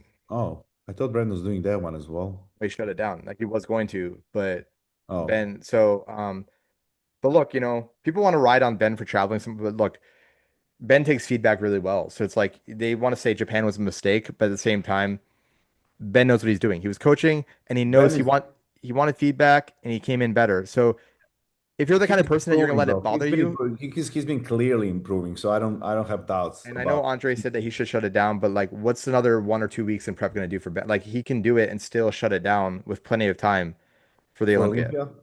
He's Oh number one yeah. on the point standing, Oh so yeah. he doesn't need to shut it down now. He can shut it down after a UK, Yeah. plenty of Yeah. time. Um, but listen, man, it was a pleasure having you on. I think we went through our bros therapy chat first, and then we got to geek out on men's physique. Um, but listen, man, We'll get back together one more time or something dude, we would after love my to have you season back or on. something. Look, I know when you get in the thick of it, you're going to be busy, but maybe maybe after one of your pro Yeah. shows, or maybe before the Olympia, it'd be good to kind of. Maybe even if I travel somewhere, bro, if I'm in Airbnb or something, there's nothing much to do around the show. So maybe even that while I'm in Um, Airbnb chilling or something. Look, I know you're an introvert and everything, but I think it's so important for guys like you to talk like this, get this out there because look, you never know, and this is the beautiful thing about podcasts. You'll never know when people are going to see this episode, right? People might see it in 2 years' time, someone that's going through Yeah. things. It's once it's out there, it's there and it's going to be, you on YouTube all the time, you run across a video that was posted 4 years ago and it's helpful, right? So Yeah. thank you for coming on and thank you for being open and willing to share the good and the bad. And I know we went a little over, so I appreciate taking your time, but this was Easy. fun, And like I said, you're now a friend of the pod, and look, we had Brandon Cantaloupes came on a few times, so we love having people back on, you know. Thank you guys. Thank you guys. Thank you for inviting me. Pleasure meeting you, Chris. I Yeah, knew already Alex, but a pleasure meeting you as well. and As I said, no, I'm always down. Let me run the season or something so I can, well, I still have emotions in me or something. So I because now I don't care that, you know what I mean? I'm in off season. I maybe don't care that much, but it's maybe better to have another one when it's like right out of the last show, or maybe after the first, second show, see, talk about everything a little bit, yeah, maybe come to the show. we'll be talking, and Yeah. just let us know how you feel. Like it's sometimes it's good to like maybe get your thoughts and then voice it a little bit because it lets you clear your head. Yeah, for sure, for sure. But dude, honestly, like huge fan of your physique. I think you have a bright future. I think a lot of people do. So for you and I by the way, I timed this podcast wrong because I missed the Young LA drop, and I know I'm not gonna be able to get And shit now. I just realized also I didn't even post my Bro, story bro, to by the drop way, mine. I think they're lying. Those Batman like compression shirts, I don't think they actually restock them because I've been on every single time. No, it's Like insane, bro. It's it's crazy, bro. nuts. If you saw how many people in person is there, then you will probably believe because it's crazy. It's crazy. Yeah. People just, you know why they do that? Because some kids go and buy a lot of compressions and they sell it later. So they're waiting on the side. They order like hundreds of pairs and then they sell it on whatever Poshmark or whatever it is. That's why they disappear so quickly. That makes sense Mm. actually. Well, Yeah. listen, we're actually in Fort Lauderdale, so maybe if you're ever down in Florida, we'll get I'm together over open there. there. My business is there. Manifest is there. So Dude, you got to move here, man. I know I can. My fiance works for Young LA. That's true. Um, is Only that because gym? By the way, otherwise I wouldn't be in LA. I don't like LA. is that LA gym a private gym or is it It's a private gym. There is a membership up to I don't know what amount of people, but you also got to kind of like, for example, if you guys live here, then you know me, then yeah, you can get a membership because right, I right? send you or some of the athletes send you. Yeah. But it's like maybe 30 members can be or something, really small amount. So pretty much almost every time I'm in the gym, I'm alone. Plus I have keys of the gym. So when they close the gym, I can still get in the gym alone. So that's That's cool. dope. That's Yeah, dope that's pretty for cool. the introverts. Yeah, no, exactly. Because Yeah, that, that's where I film my workouts and everything. If you notice, no one's ever around me when I post the workouts because I go on Saturday and Sunday, gym close after 5 p.m. 5 p.m. close. I come 5:30. There is no one in gym, so I don't like to be in people's face, bro. I don't Yeah. like to put the camera, and then people are like avoiding my camera to go work out. You know what I mean? So I'm like, You don't like to be a bother. Yeah. yeah, yeah. my favorite gym is probably Bev's gym up in New York. If you haven't been there, No, it's never. I like MI40 though. I like MI40. MI40 is really good. Yeah. We train at, I don't know if you know John Della Rosa. He's an open bodybuilder. He's bought his gym down here, fitness Fitness system. system. Yeah. Really Um, good gym. but yeah, no, I Derek trained gym at, is also good. yeah, my friend Rachel Daniels, she's a physique competitor. I trained up in MI40 with her recently. It's a cool gym. Alex was there eating his chicken and rice. He's He's, always on point, bro. but yeah, man, like, yeah, let us know when you're back in Florida. I mean, hopefully, I don't know. I guess, yeah, Young LA, if she works for Young LA, that's gonna be tough because they're not gonna be young Florida. So Yeah, you don't know. Maybe she's gonna get remote or something. Who knows, bro? But yeah, hopefully, because I don't like to be here, to be honest. It will be much better if I live somewhere else than here. Also, this is not an environment for like including Young LA gym is not an environment to for improving for a bodybuilding because no one's bodybuilder here. No one's a pro bodybuilder around well, me. everyone left, right? Like most of them moved to Everyone Tampa, left. Florida. Everyone left. Everyone that was in LA, I like there is literally I have zero friends in LA. Zero. Everyone left, absolutely everyone. I'm just here to, do my thing. I live in a house, so I walk my dogs, bro, train and that's pretty much which I don't mind, don't get me wrong, I don't mind, but like you gotta have people around you Yeah. always. But my Of course. here's the thing, man. Bodybuilding, you end up having friends everywhere, right? Like that's Yeah. just now like through the pod. I know people almost like in every state now. I have like friends everywhere. It's not like I have, a huge group here. It's just kind of like I traveled. Once the season starts, I get more social because I go to the shows, I work some shows and so but yeah, I'm like you, man. I get anxiety too, so I know, bro. short bursts.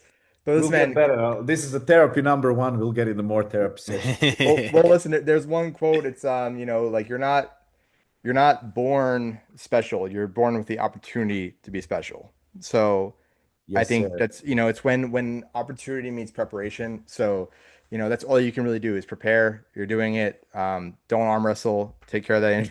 He said, "Don't arm wrestle, Not please, ever. Not please anymore, don't." bro. It's Definitely fun. not. Not Yeah, it's until fun. you're in your 40s. Yeah, Then but then by the way, then we'll contact the arm wrestling and professional. by the way, really hope Vaughn gets better. I saw his injury, and you know, After I saw that, my surgery was irrelevant after that, bro. same. I was I like, my felt so back's much hurting. better, bro, after I saw that.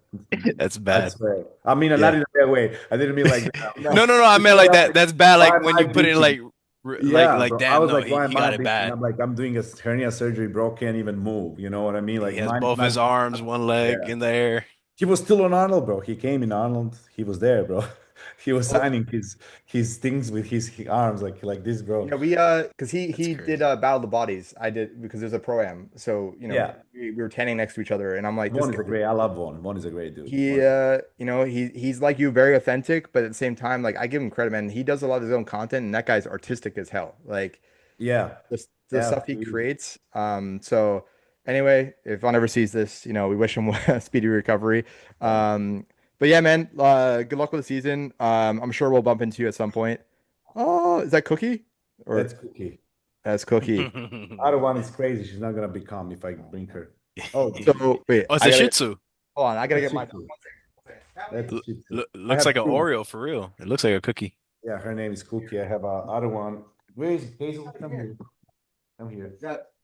We gotta do dog time. This is Callie. Well, I have a cat, so This There is were dogs. he's Hey, look, he- Cookie. There's a dog. Hold on. Callie.